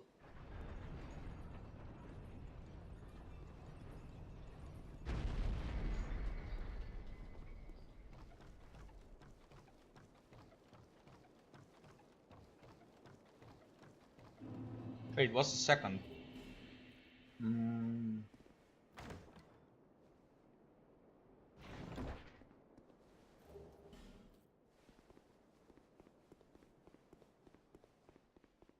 I forgot.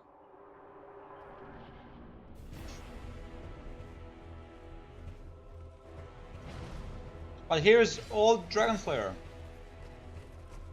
Remember him? Ornstein? I don't know. I don't know. Maybe it's Ornstein, maybe it's not. I have no fucking idea. Armor looks amazing though, but you cannot buy it, so that's kind of unfortunate.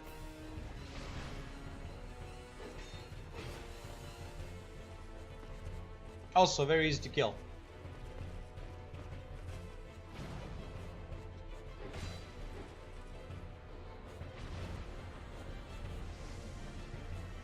Also does dark damage, or hexes, like in this game.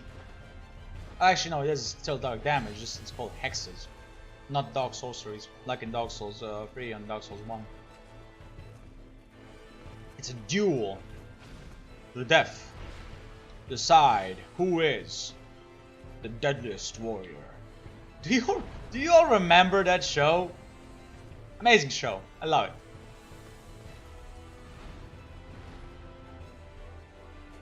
The deadliest warrior.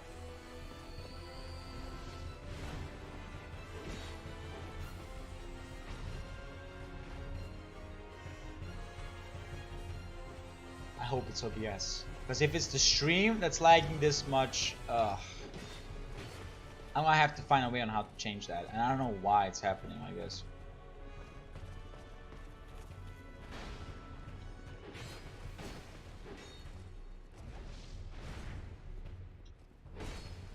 Although Senpai Boss didn't say anything bad about it, so maybe it is just the OBS. And yes, he does have the smoke drop.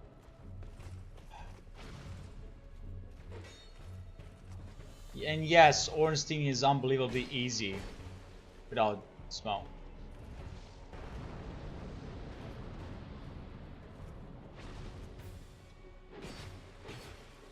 You know, you might say, well, it's the old Dragon Slayer, so... You know, he's easy because he's old. Well, yeah, maybe. Dude.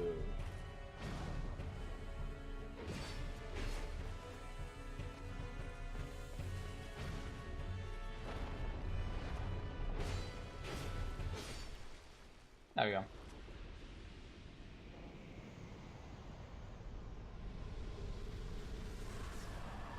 Relatively easy fight.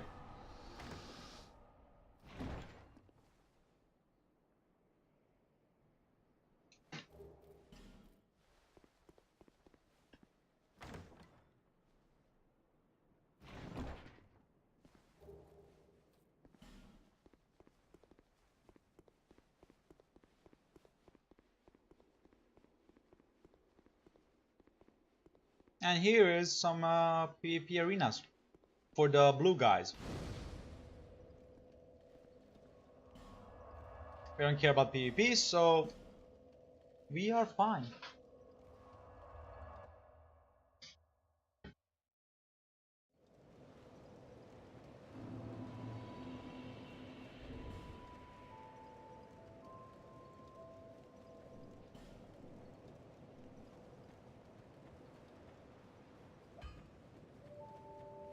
There is no reason for me to upgrade.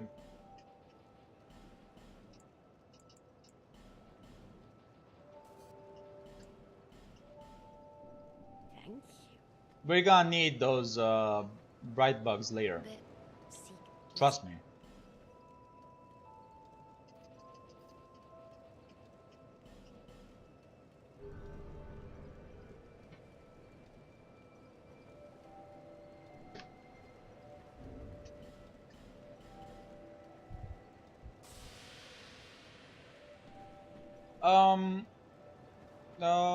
Where do we go next? Well, let's go to No Man's Wharf. No Man's Wharf, yes. No Man's Wharf. Pretty cool area.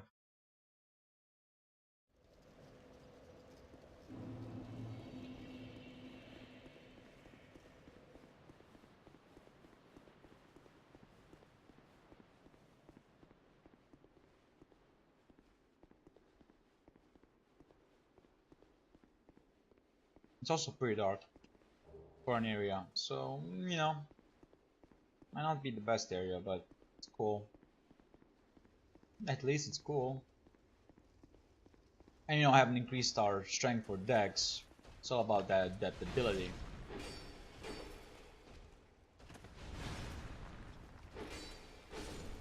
I mean, we're four-shotting these guys, so ain't all bad. They're kind of first very difficult enemies in this game. They just hit hard. They die easy. You just hit hard.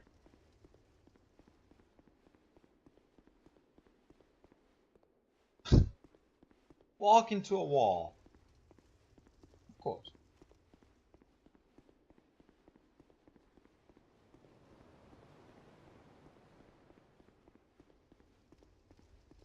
I don't want to go there. This is where we want to go.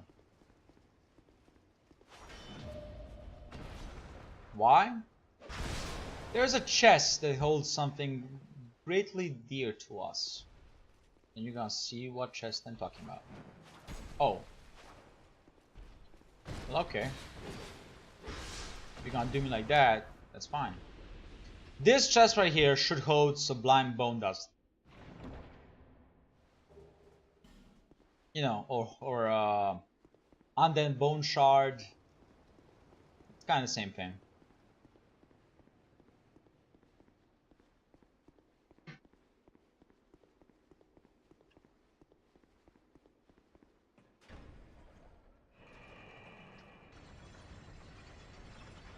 It makes our limited Estus very powerful.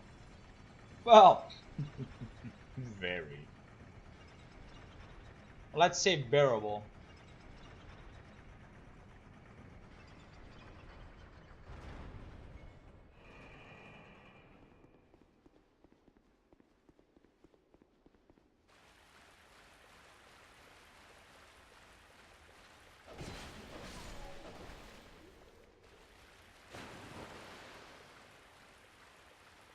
Not yet. Later, yes. Right now, we don't care about that.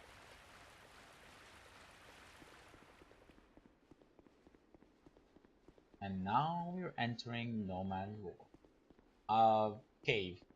Yeah, a cave that has a dock. You haven't yet entered the area. I know, but I wanna talk. Oh yeah, right. You can burn it anywhere. Oh yeah, I cannot burn this at the bonfire. Right.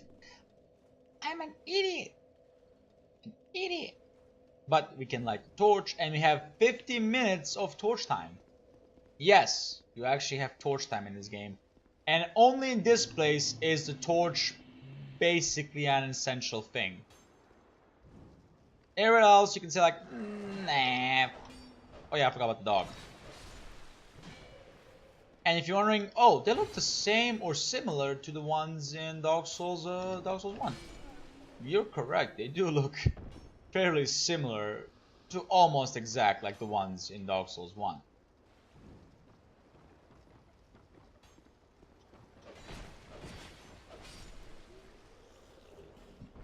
Really? You gonna give me a scimitar already? I mean, I cannot complain. I cannot complain. Just feels kind of stupid, but I'm gonna complain. And if you're wondering, is the torch any good? I don't know. I never tried to kill anyone with the torch. Doesn't seem like that's the intended use of the torch, so yeah.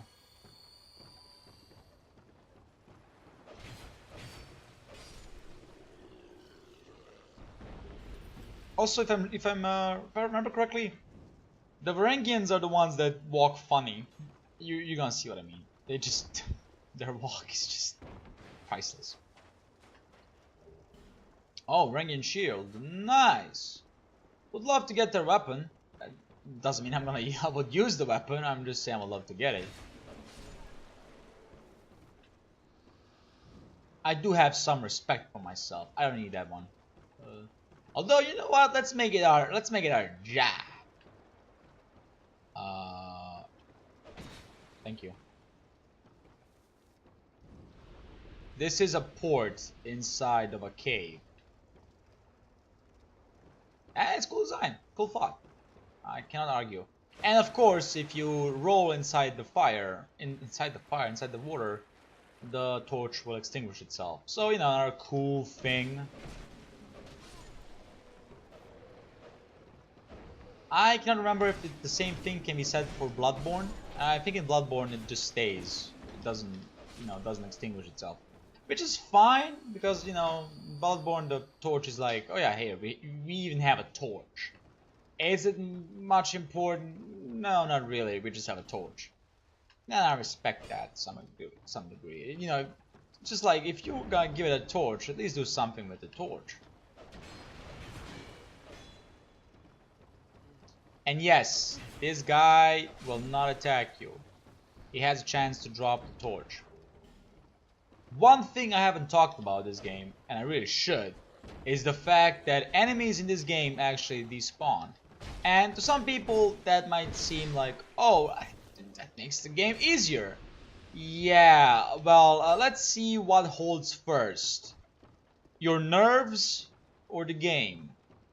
Sure, you can go around and, die and die and die and die and die and die and die like 10 times to kill all the enemies, or to despawn all the enemies. but are your nerves going to survive that shit? I can bet a lot more people will be just frustrated enough to just try to beat it instead of just, you know, instead of waiting for it. Mira! Well, actually it's Lucatil. Lucatil of Mira. What is it? I don't know you, and you don't know me. Things are better that way. True, true.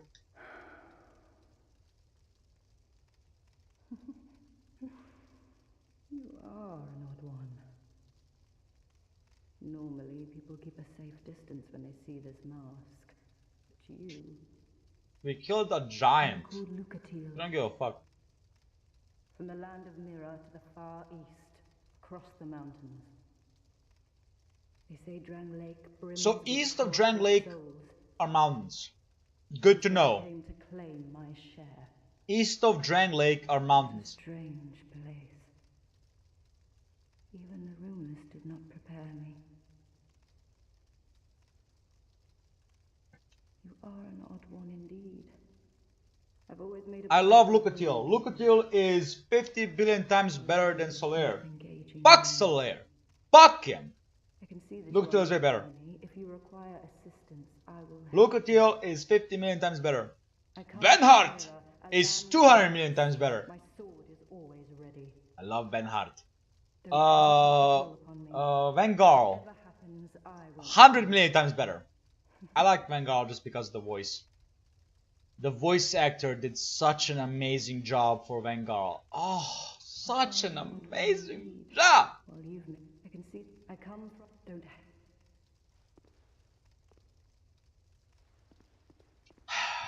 I want to do her story, and that requires me to summon her. And I really want to do Lucatil's story. We're gonna summon her. What? Yeah, we're gonna summon her. I'm sorry if you think this playthrough is gonna be without summoning. I wish I could do it, but just Lucatil, Benhart. The only problem is they need to survive to progress their quest line. And I don't think I'm famous for my NPCs surviving the fights. So, yeah, it might be a little bit tricky for them to survive in my care. But I will give my damnedest. I want them to survive. I love them.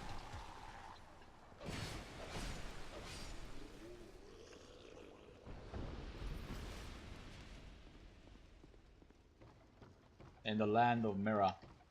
Far east in the mountains. So, okay, so we know some things. So Drangleic, east to Drangleic are mountains. I want to see the mountains, Gandalf, the mountains. Damn it, Bilbo.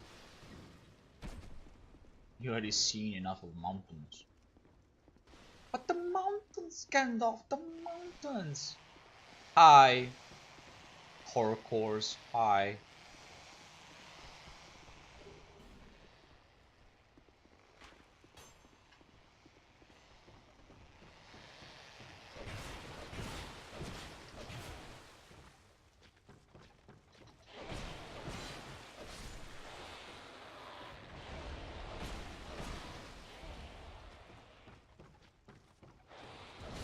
These guys, whoa, do a lot of bleed, okay? Now, what are they? I have no fucking idea what they are, okay? But they drop random shit. They drop random shit. Hi. Hi. I want to help you. Will you help me? I want to be your friend. Stop talking like that, please. For the love it's all good and evil. Stop talking like this. But I wanna be friends. Stop. I'm bleeding. So, bleeding in this game slows your movement, slows your stamina regeneration, and makes you slow as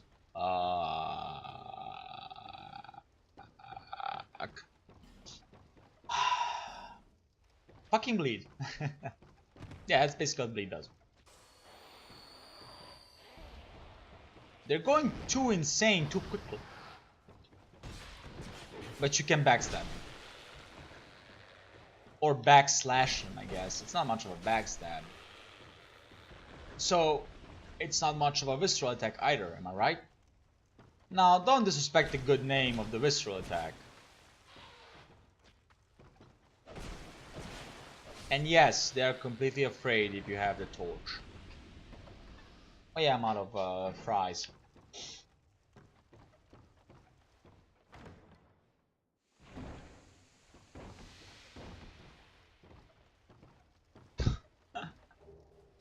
Dark Souls hitboxes, no matter how much you wait, you will get poisoned. Well, have a chance to get poisoned. And like I said, poison in this game is horrifying. Now, one of the worst looking weapons in this game, no doubt whatsoever.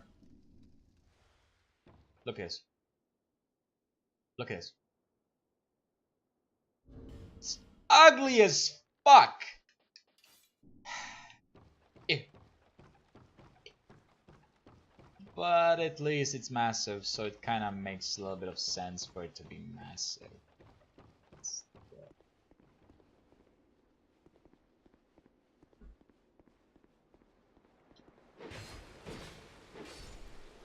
Don't you fall down. Not yet.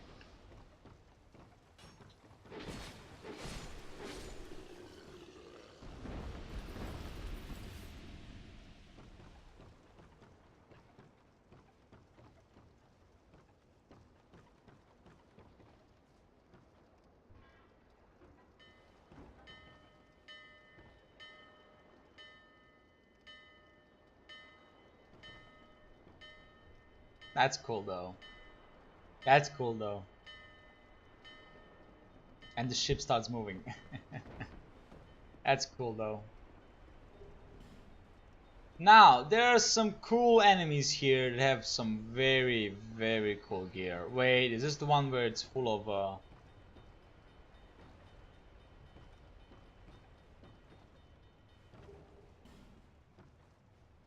Shh. We're hunting rabbits?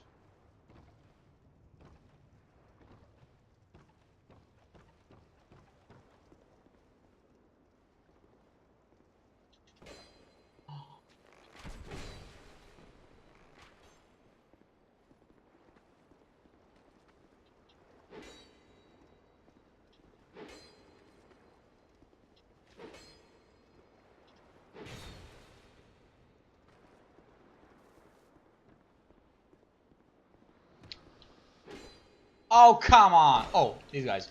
Yeah, these are the cool guys I'm talking about. They have this amazing set which you do want to get. The problem is, well, I just said that to get an armor set in this game, the enemies despawn after a certain period of time. So you kind of want to be done with an area as quickly as possible.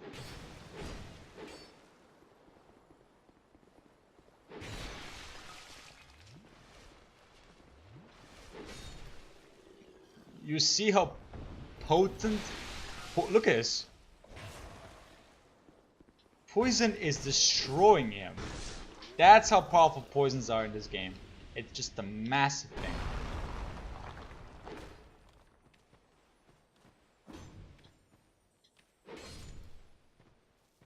Unbelievably powerful. And I think this is the Royal Soldier's Ring? Yep, Royal Soldier's Ring. It's basically Havel's Ring in Dark Souls. So yeah. Fading Soul? No. Life Gem and Large Soul of a Knight. Cool. So, increases maximum load. Simple as that. Are there multiple versions of it?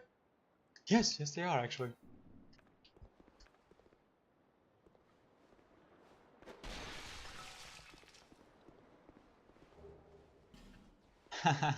More throwing knives.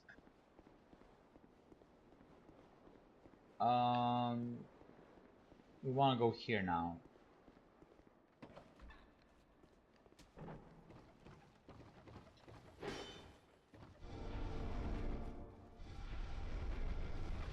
Yeah, in this game you either press A or you attack a hidden wall. That's about it. And there are more areas where you just have to press A to unlock a secret area than there are that you straight up attack. But large shotgun shard, that's always useful. A good thing about this game is that there's no large and very large embers and I forgot his name. Gavlan, one of the most important characters in this game. What the?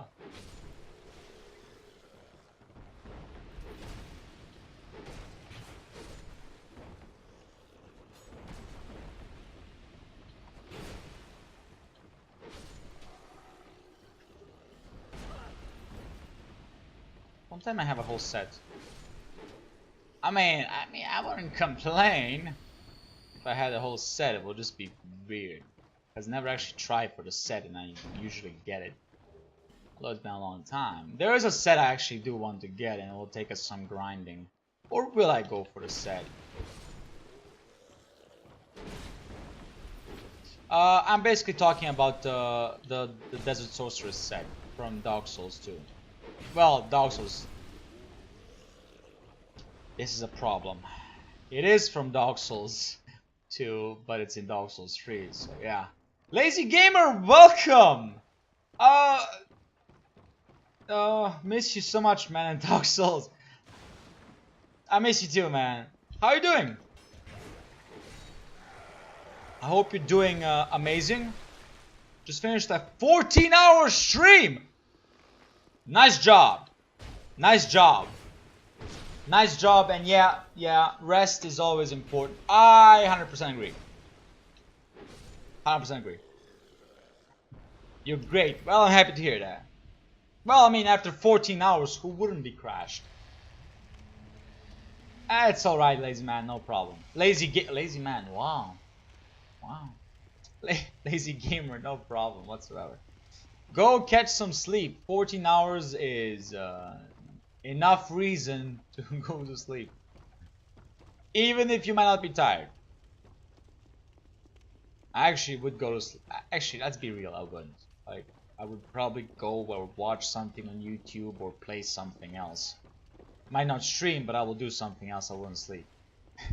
Unless it's like 6 in the morning. Then yeah, I'll give you that. I would actually go to sleep. Why am I turning this deeper than it should have? Much love, dropping that lure before you disappear into the bushes. Well, see ya. Thank you, lazy gamer. Thank you so much. I appreciate it. Thank you for the lurk. Much appreciated. Now, Lucatil. Baby girl, I love you. You're the best. I already stated that twice. So you know it's the truth, and only the truth. And I will never dare to lie. What? What? What? Yeah, one good thing about Dark Souls 2 is if your weapon has fire infusion, you can literally use a charcoal pine resin and get a fire buff. That's why Dark Souls 2 is cool sometimes. Way cooler than Dark Souls 3 or 1. You can actually do that. In fact, you can get the fire sword, pyromancy, and you can actually apply it on a weapon that's already has the infusion. One more thing. If you have a boss weapon, you can apply a buff on it also. Sometimes I just really love Dark Souls 2. It can make you so powerful. It's beyond your wildest imagination. You cannot imagine the power you might wield. The power of the very elements in your hands. What will you do with that kind of power? break down a whole country. What the fuck do you mean I'm gonna do with that kind of power? That's what I'm doing here. We're destroying... Well, we're not actually destroying the country. It's actually already destroyed. We're just finishing the job. It was someone's job to kill a country? Well, it might not have been someone's job, but it's our job now. You're insane. Maybe. Either way, Lucatiel. This is the first. It's an easy fight. You have to have your NPC, Lucatiel or Benhard, survive at least 3 fights. There are 4 fights that you can summon them for. They need to survive 3. So it's actually quite easy to complete the quest. Well, it's easy to get them. The hard part is to actually, you know, have them survive. That's where you might actually face some trouble. As you might see, Dark Souls 2 NPCs are a little bit too dumb. Oh wow, we are weak as fuck.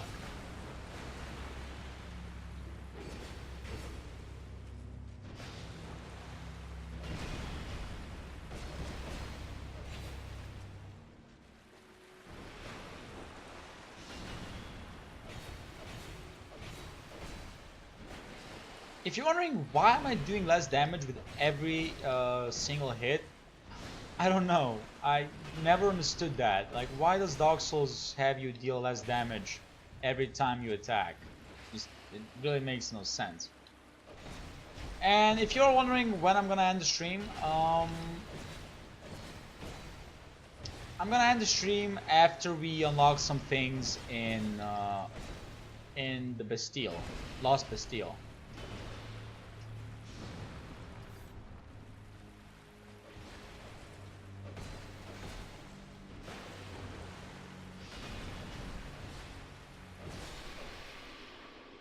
There we go.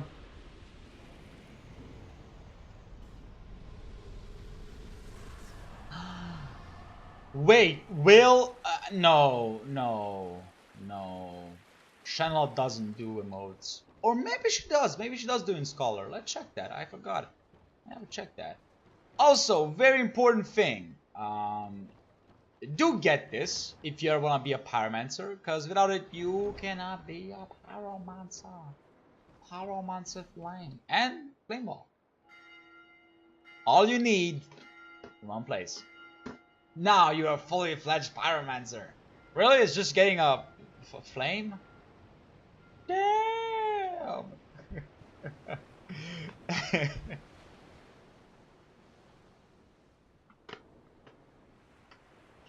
I missed one thing though. I missed the life ring in the area. But who cares about the life ring? I don't certainly care about the life ring. Who cares about the life ring? People care about the life ring. Damn it, people care. People used to care.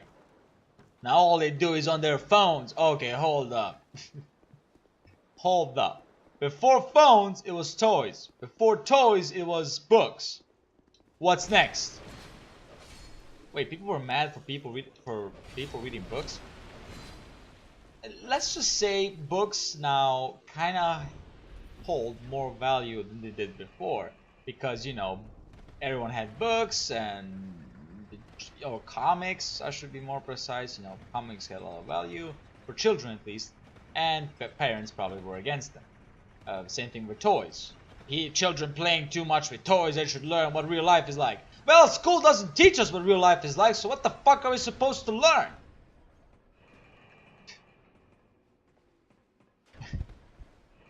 But yeah, school doesn't prepare you for real life, by the way. Whoever tells you that is lying.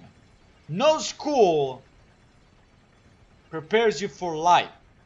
No school. What school does, it teaches you basic shit, at least middle school. High school is more precise, you know, more streamlined for some things, depending on what the profession you want to choose. And then college is a fuck for all. It's the people who went from this high school got to college, got your college that has nothing to do with their high school, or these guys, or these guys. College is the free-for-all shit. It doesn't matter from what high school you came. It doesn't give a fuck shit. So yeah, it's kind of like, it's a free-for-all. And again, nothing prepares you for real life. Like for a fact that you might not get a job. How do you deal with that kind of situation where you might possibly never get a job? Or you're never gonna get a job in your profession? School doesn't tell you that, because that kind of makes the school useless. Then you become the question the fact of, why the fuck do you need school? You need education. That's why you need school. You need to understand some basic shit. You need to educate yourself for some stuff before you start thinking that the earth is flat. I blame the system. That some people think earth is flat. Like, come on. Every other planet is round. No, earth. The one planet in the solar system that has life on it is flat. Every other planet is round. Well, close to round. Earth is flat. And sun is a star. Not the star, but a cartoon star. Patrick Star.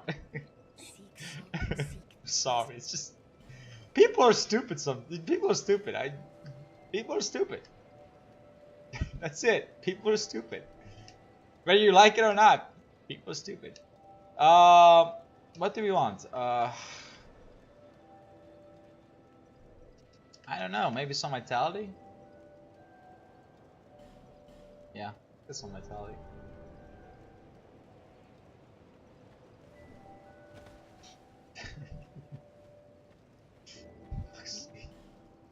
I love the memes though. If Earth isn't flat, why are computer mouses flat and not like curved?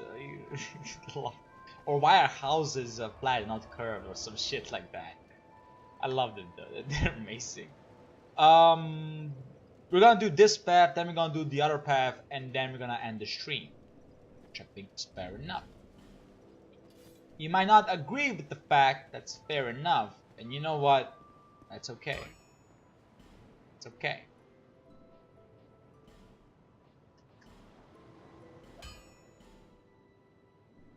I'll be around. It's fine. Don't worry about it. It's fine. It's fine. No, it's fine. It's fine. People think Earth is flat. People think gods exist. People think a lot of shit. The problem is,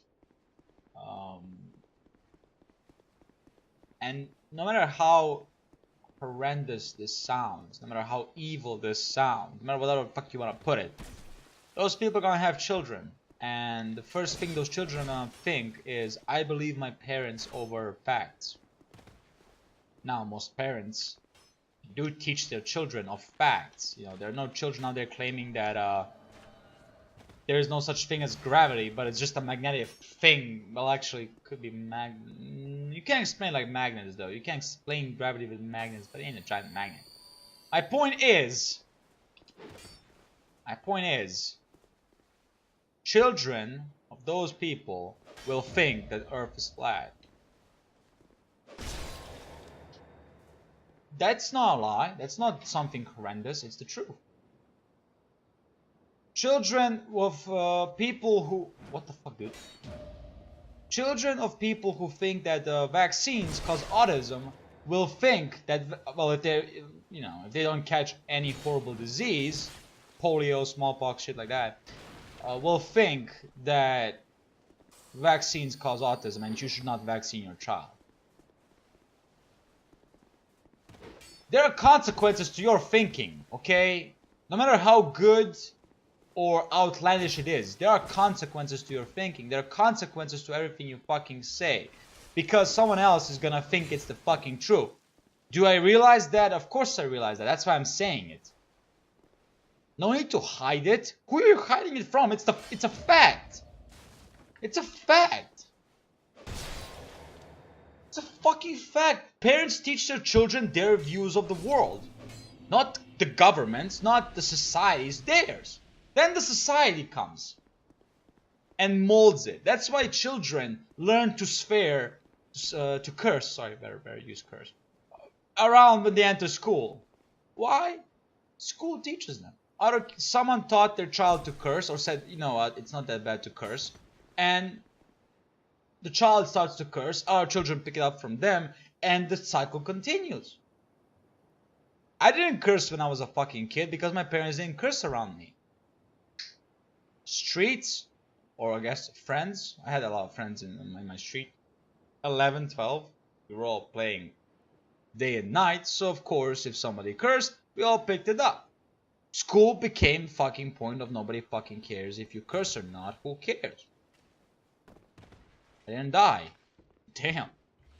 So yes, the first thing that's gonna happen is you're gonna be taught your parents' view of the world, then the societies, and then you have to realize which one is, you know, real, if I have to say it like that. Even though all of them are real, because, you know, your parents do have this real view of the world, the society does have this real view of the world and how it should be. You have to kind of think of, well, what's stupid and what isn't stupid. By the way, I died because it didn't lock on. I know. Sometimes it happens. You yourself have to see and realize that, hey, hold up, my parents, you know, some shit my parents believe in is stupid. More than stupid. So why should I believe in it? You have to question some things, you know. It can't be just, oh yeah, my parents said it, so it's 100% true. Your parents don't know any fucking different. They know more than you when you're a kid, but the older you get, the more information is available to you, and more you understand that information that you're getting. That's why you don't get the dirty jokes and all that shit in cartoons. But the older you get and you watch those cartoons again, oh shit, I completely understand everything. So yeah.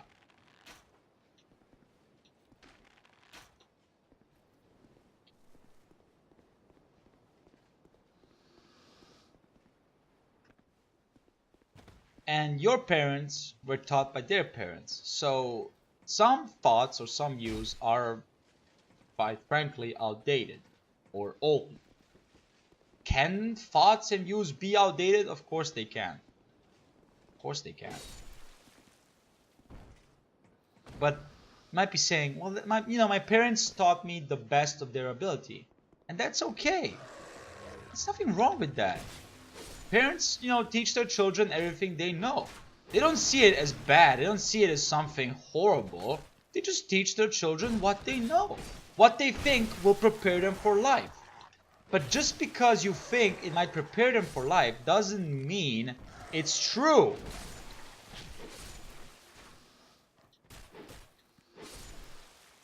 Do I have some kind of thing to say about my parents?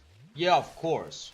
I'm not ashamed of the fact of everything that I was taught in life. I love my parents. Primarily my mom. Dad can go fuck himself. Primarily. But when I was a kid, not understanding, first of all, not having the views I had today, which are shaped by many factors. Most of it myself. I decided to basically one day, I talked about this before, but my mom is a very religious person. She's also a very... I'm gonna stop it there. This is some private shit. So, she's a very religious person. I was brought up in a religious household where people couldn't go 3 words without saying God in it, or please bless, or some shit like that.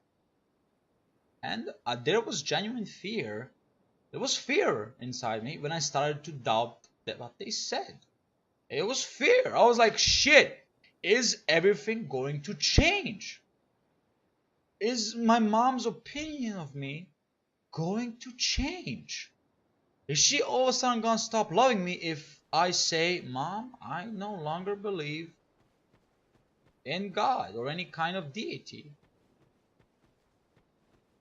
what will happen? It's a fear for everyone. Like people who come out, for everyone it's different. But for people who, you know, come out to their parents either as gay, bi, you know, transsexual, shit like that, or as atheists and shit like, or agnostic. There are some parents out there who will react drastically, and people think of how the fuck are they going to react? Shit! It's the reaction most people fear. You know, if people have something to lose, they fear the reaction. If there's nothing to lose, they don't give a fuck about the reaction. Just, you know, I told you who I am, I don't give a fuck about what you think. But if there's something like a fucking 60-year-old child, you have nowhere to go. The fear is real. That you might, your life might change for drastic. And for me, luckily, it didn't that much. I was kind of right in my assumption that my mom's opinion of me was going to change. It did. She called me a Satanist when I told her. She told me that I was evil. And we were not on speaking terms, even though we lived in the same house for about 6 months. She was a little bit of a denial. Didn't tell me that, oh, you do believe, you're just some kind of phase. And if she wants it or not, she's slowly accepting it. That's all about it. That's all I can say about that. I wish it wasn't like that, but again, my mom is a religious person. I understand. I understand that. I understand why people turn to religion in tough times. I understand that too. You might be wondering, well, why? People don't want to be alone when something difficult is happening in their life. They want some kind of support. And if they cannot find support of their fellow humans, you know, of your family, of your friends, of your spouse or partner, you don't have to be married. It's a fear. And you feel like you have nowhere else to turn to, and you think, okay, so the only answer might be turning to any version of God you believe in, or your family believes in, or your country believes in, or you yourself decide whatever fuck you want to believe in, because let's just be honest, you can believe whatever fuck you want to believe in. By the way, what I'm doing is I'm waiting for Pursuit to spawn. He should be spawning, but I don't know why he isn't. Oh well. So yeah, it's a genuine fear when you are realizing some stuff you've been taught your whole life as wrong. I was a homophobe. Not ashamed to admit that whatsoever. I was a kid, and I believed, as everyone else believed in that time, that being gay is weird. Like, why would you love someone who is the same? It just makes no sense to me. Even though I myself didn't completely understand what the fuck love is, because you know I was like 12 or 11, and I just didn't understand it. And I was. There was, you know, I was like 12 or 13, and first ever Pride Parade was happening in Belgrade, and my parents were at the time together. No, I was 11 then. Sorry, they were together. My parents split when I was 12. They were together, and my dad, my grandma, my dad's mom, and my aunt had some harsh words to say, and I was looking at him and I was like, well, if my parents, my dad, thinks this, maybe it's true. Maybe they are sick. Maybe they are, you know, maybe they're not human even. Some people might think that people who are gay are not human, which is completely stupid and insane to some degree. They're all human. The only difference is they like someone different than you. Sick people are pedophiles. 100%. Thank you. So, I was. Is that a hit to see? until the end of my 8th grade, which is, I was 14 at the time. And I'm not ashamed to say this, and whoever it is, fine. I was watching porn, and I curiously, as any guy would type in, I searched up lesbian porn.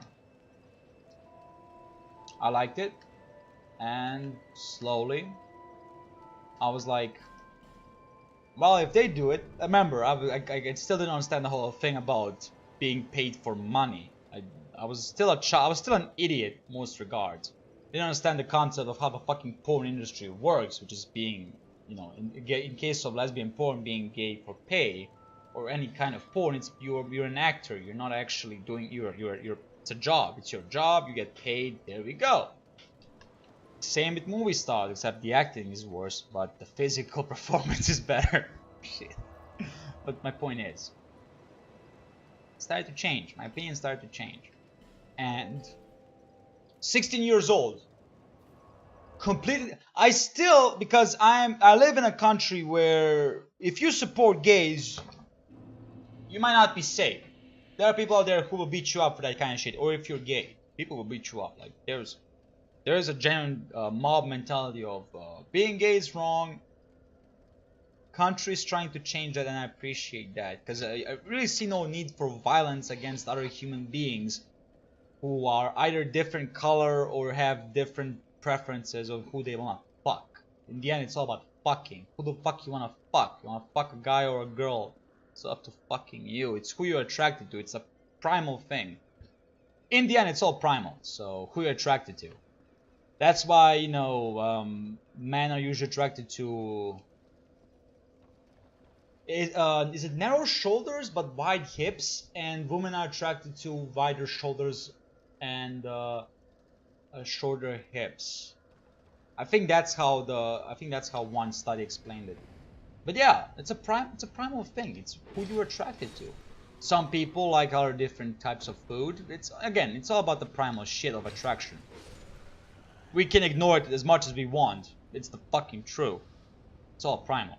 So, I slowly realized that, and I was like, okay, maybe I'm wrong. Maybe there's nothing wrong. You know, I was 16 years old. Before 16 years old, I slowly realized, like, until 16, I slowly realized that maybe there's nothing wrong with the people. Maybe there's something wrong with me. Why do I hate? My question for me was, why do I hate these people? Like, why do I hate them? What was my concrete reason to hate someone? I realized that I have no reason. What was my reason to hate them? You know, male and female homosexuals. Why would I hate them? I had no reason to. So I stopped hating them. And then I started to realize, you know, suddenly I thought about, I accepted the fact that some people are born gay. I never thought about it as a choice, by the way. Never. I never actually thought about how do people... I never thought about how people are gay or how they became gay. No, never. That would never actually enter my fucking mind. It's like they were, you know, like, oh, you're gay. Like, it was like that. It was never like, oh, some people think it's choice. Some people think like, no. So I was like, let's do some, you know, let's search up the internet. Like, what does gay mean, homosexual mean, all that shit. Was there a fear of me being homosexual? No. I'm attracted to women since the beginning of time, so no, it was never actually fear of anything like that. But it was my curiosity of the world around me that pushed me onward to trying to see and understand the world around me, because YouTube and internet expand your viewpoint. If it's just your country that you have your viewpoint on, it's very limited to non-existent viewpoint. It's just your country, your society, that's it. It's never the outside world, it's just what is there. And I tried to expand it. And I did. I expanded my viewpoint. So, 17 years old, I stopped caring. I literally stopped caring if people knew that I supported gays or not. I didn't give a fuck. I supported human beings who wanted the fucking right to love. I didn't give a fuck. Didn't care.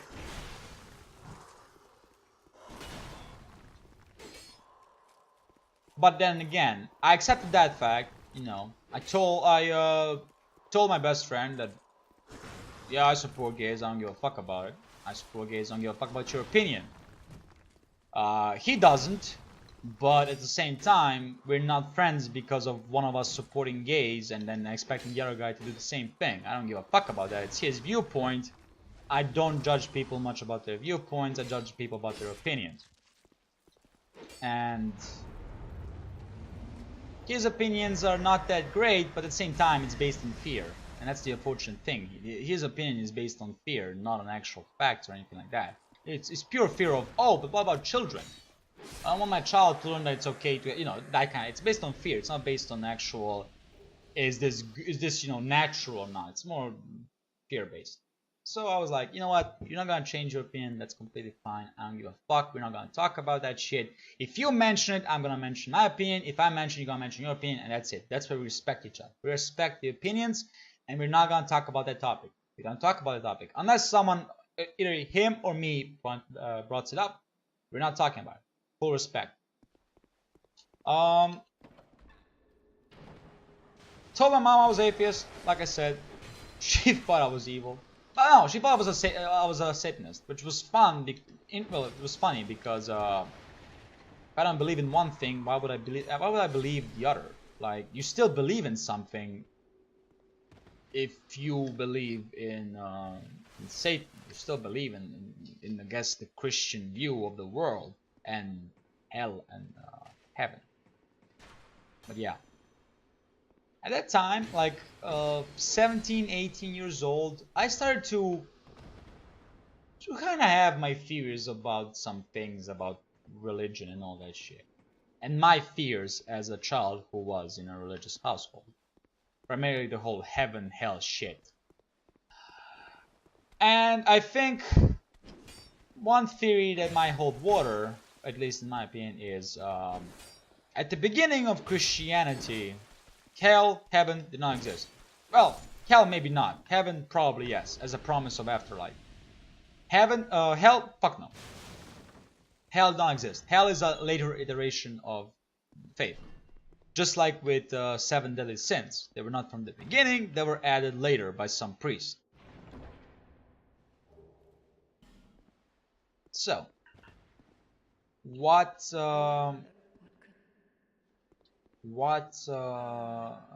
theory was it? Well, my theory was that a lot of people, you know, joined the Christian faith just because they their life under the Roman rule was tough. Maybe they were poor peasants, maybe they were former slaves, maybe they were slaves, and they just did, you know, their life as is sucked so bad that they thought, like, you know, maybe afterlife that's actually good. Maybe it's worth believing in it. Because remember, no ancient religion, you know, God ever promised anything like that. No ancient religion promised you a happy life, happy afterlife. Because remember, every religion in ancient religion only has the underworld where all souls go.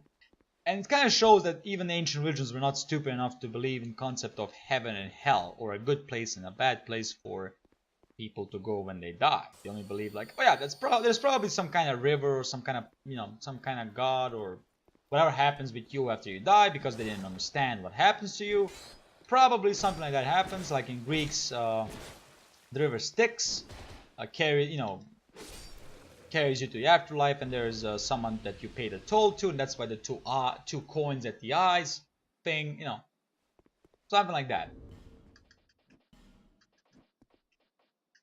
no, that's why I think basically Christianity expanded that fast, because of promise of a better afterlife.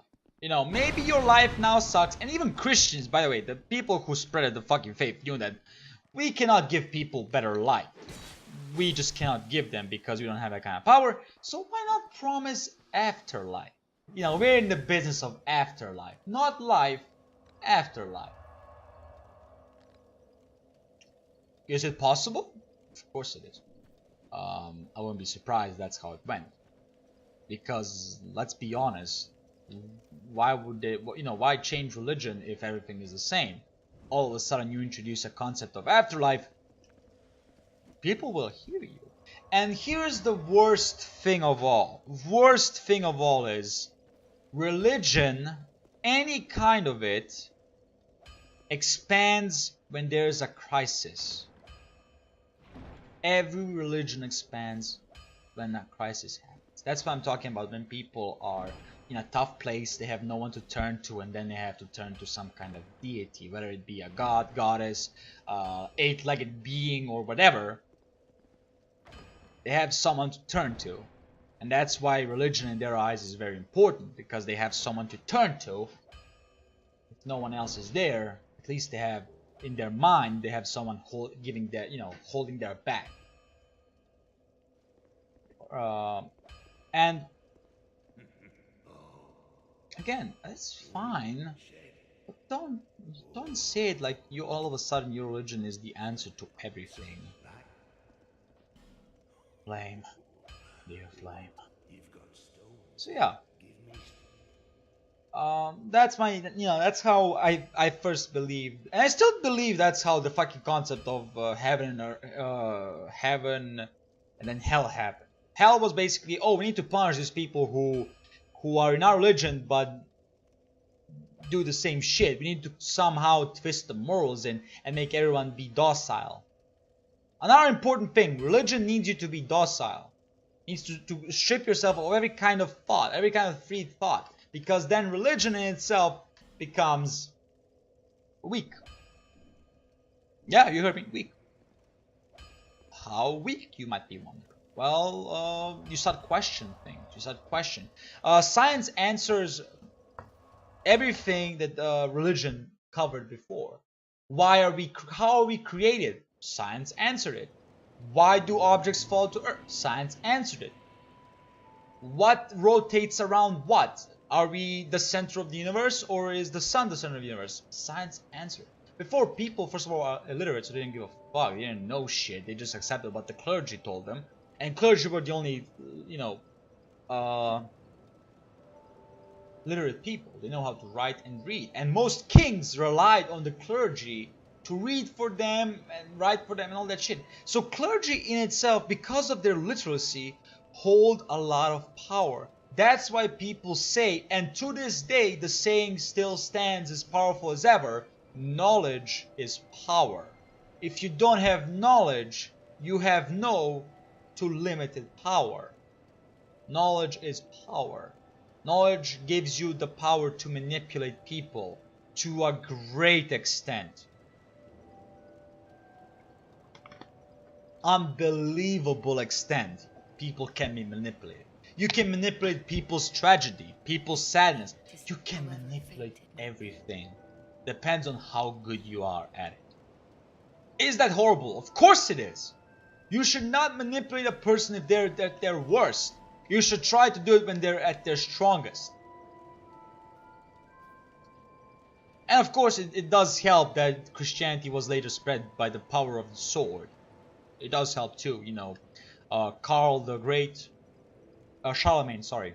You know, it helps. It helps that basically every pagan or non-Christian was executed because they didn't believe in it. And then basically the Pope said to Charlemagne, you know what, you did a lot of dirty shit, but you spread my power. I'ma held your back. You're not guilty of most shit you did. So yeah. Yeah, that's about it. And here I am today. A realist. And an atheist. not ashamed of both. It's sad when some people are ashamed of themselves, of who they are, if there's nothing wrong with them. You might be saying, well, what? Well, people who have a mental illness, that they should be ashamed of themselves? No, they should seek help. They should seek help. They should get help for their mental illness. Unfortunately, some people are born or are unfortunately put in that kind of situation. You know, domestic violence or problematic parent, shit like that. People do sometimes devolve, not devolve, but get some mental illnesses. That's the truth. No one from their from their birth till their end of life is innocent. Their minds are scarred, or I should say the mental health is scarred by any kind of new revelations. The more you live and the more you go around, the more information you take in, your view of the world and what you know is challenged. Only you can decide if you wanna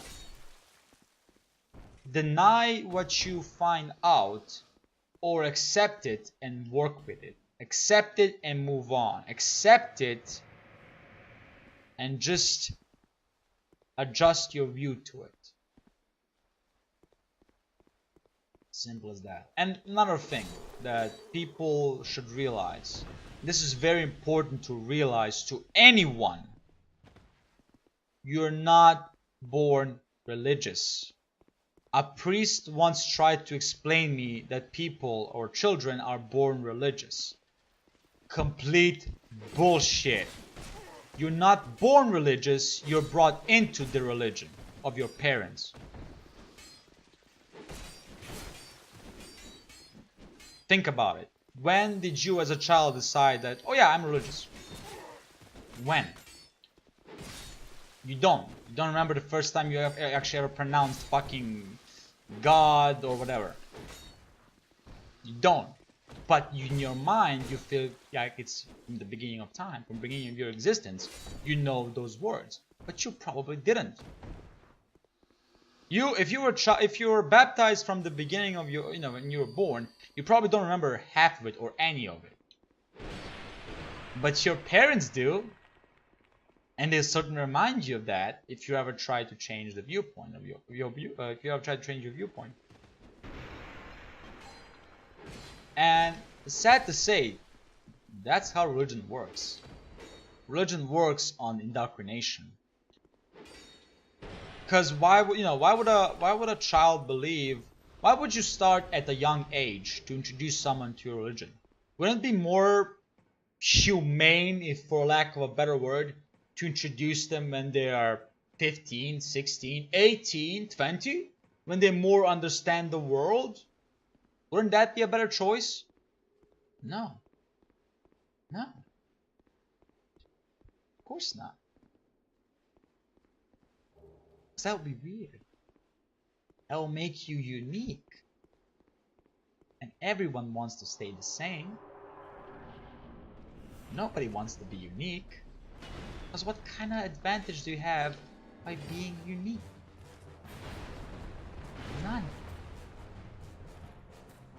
Okay, that was kind of dark, but my point still stands though.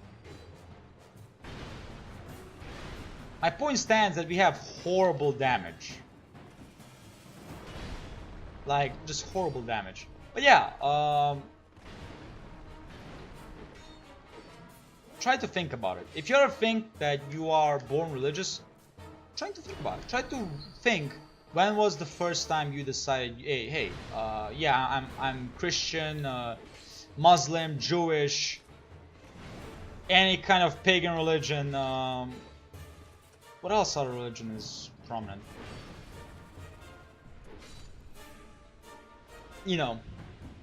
Try to think about it. Try to think, when was the day that you decided that you believed in this particular religion?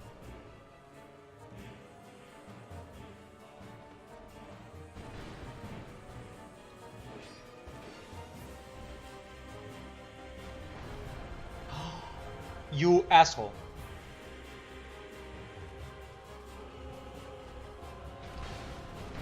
Oh, come on! You can't double. They doubled. They doubled me. They doubled me. Also, doesn't help that I just have a plus. I have a +2 broadsword.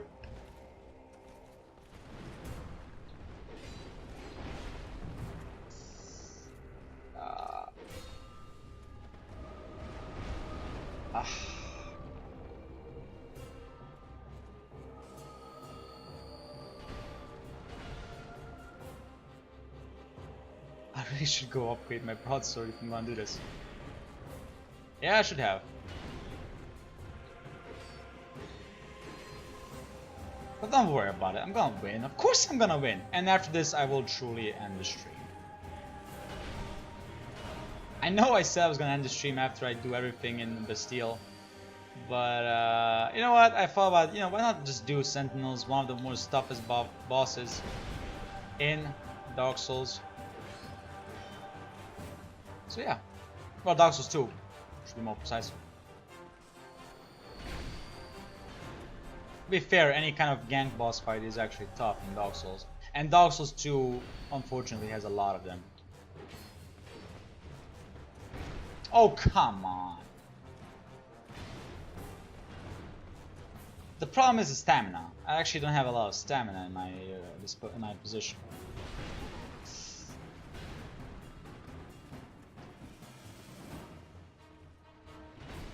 Oh shit.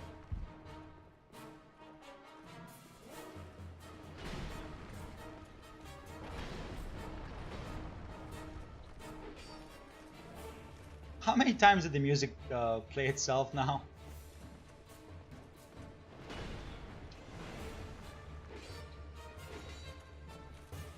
But we're doing it. One of them is at half HP, and the other one is 75. Yes! I love you. Yes, yes. You want that? I loved you, baby. I loved you, but you fucked me in the ass. What happened? Well, first of all, that was a great thing that happened. Unfortunately, bad timing for healing. You want them to lose the shield, then they will basically not have no defense, and you can you have more of free time to deal with them. But you know what? It's time that we actually upgrade our weapon. That might be more than enough.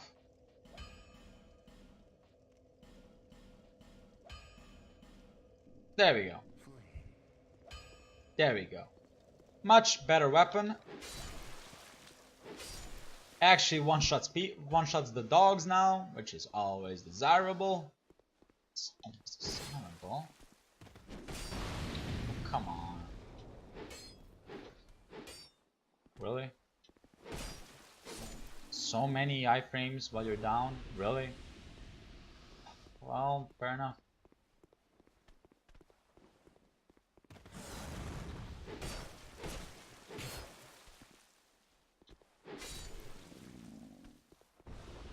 But you know what? You know what?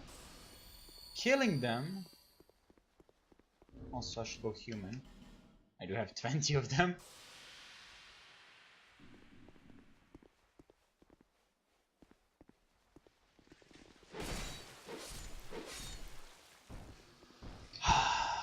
That's the most important thing. We're actually two-shotting the guys. Now, if we're one-shotting them, that'll be even better, but...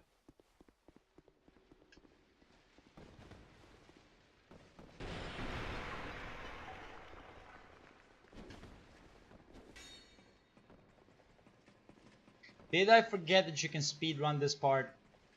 Yes. I did forget that you can actually speedrun this part. But at the same time, it was good. Oh! Way better damage. Way better damage. Look at this damage.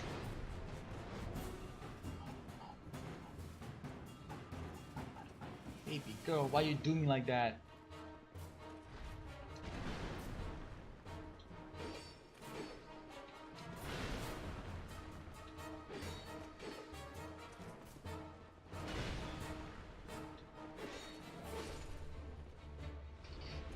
Way faster. So yeah, maybe we're gonna stick with the broadsword until we actually get something that's more desirable. Hi. I heard you like to jump. Would you like to jump? Thank you. You are so good to me. That sounds too creepy. Because it is.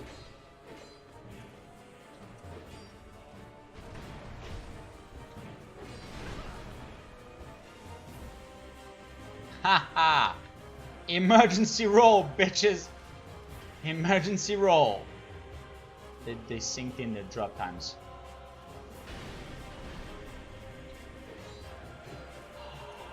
Got the wrong guy. Got the wrong guy. Shit! Shit! What? What? Oh. Again, the wrong guy. Damn it! By the way, Dark Souls 2 does have the mechanic of if you don't hit your weapon, if you don't hit your guy with the broadest part of your weapon, you will do less damage. Yeah. Why does Dark Souls 2 have that? I don't know. Ask the developers.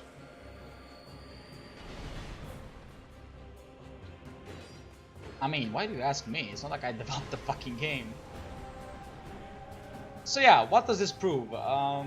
Sentinels, you can kill them, you just have to have the perfect timing for healing. You can kill them easily. Not difficult bosses. It's the numerical advantage that they have. That's what makes them difficult.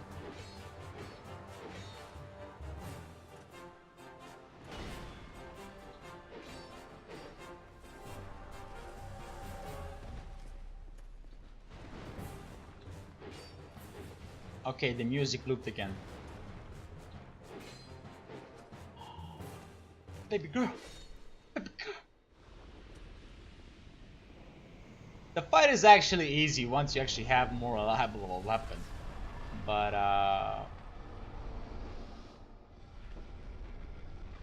obviously I didn't, so that's it I think. No more. Oh yeah, this one is empty, weirdly enough. Not a mimic, because it doesn't have the locks. Yeah, if you want to know how to discover a mimic has locks on it. So that's how you basically figure out it. Oh shit, a mimic. Yeah. Oh shit indeed. That's a mimic. As you can see here, no lock. But a mimic would have 2 logs on either side. So yeah. Hush. It's not fine.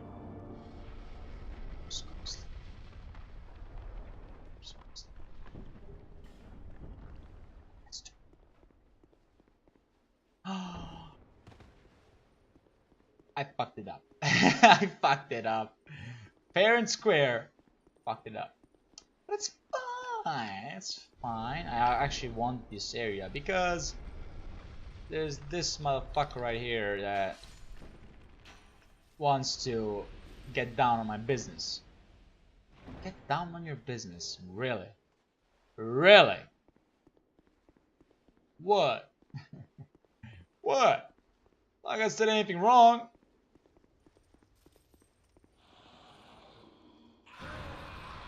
Yep. Surprise! If you don't know about that, that's a genuine surprise. Why do you smile so creepily? Because I can. Okay, so we're not gonna. I'm gonna end the stream after I level up and get more life gems. As I was saying, there is a boss. Oh yeah, there's another copy of Dark Souls 1 boss that we're gonna meet. Well, here actually. And if you're wondering why do I go for 30 every time, trust me, 30 is the magic number. You always want to go 30. Seek it less. Well, bears seek less. 40 adaptability, right? Yep. And that's where we stop. No more adaptability. This is the biggest amount of adaptability you can get in this game. Well, actually, it's that's kind of a lie. But we want finally go for dex and strength. Damn, but agility is a 10. So we actually now, let me see if there's any difference in rolling, because I want to have the lowest amount of equipment. 12%. No difference. But we're gonna get a ring that's gonna make it a difference. Let's put back on the armor. No, wait, no. Damn it, where is it? There, Falconeer. Also, very good set. Very cool set. Either way, hope you enjoyed the stream. Bye. Also, Lazy Gamer, thanks so much for stopping by. I appreciate the lurk very much. Bye.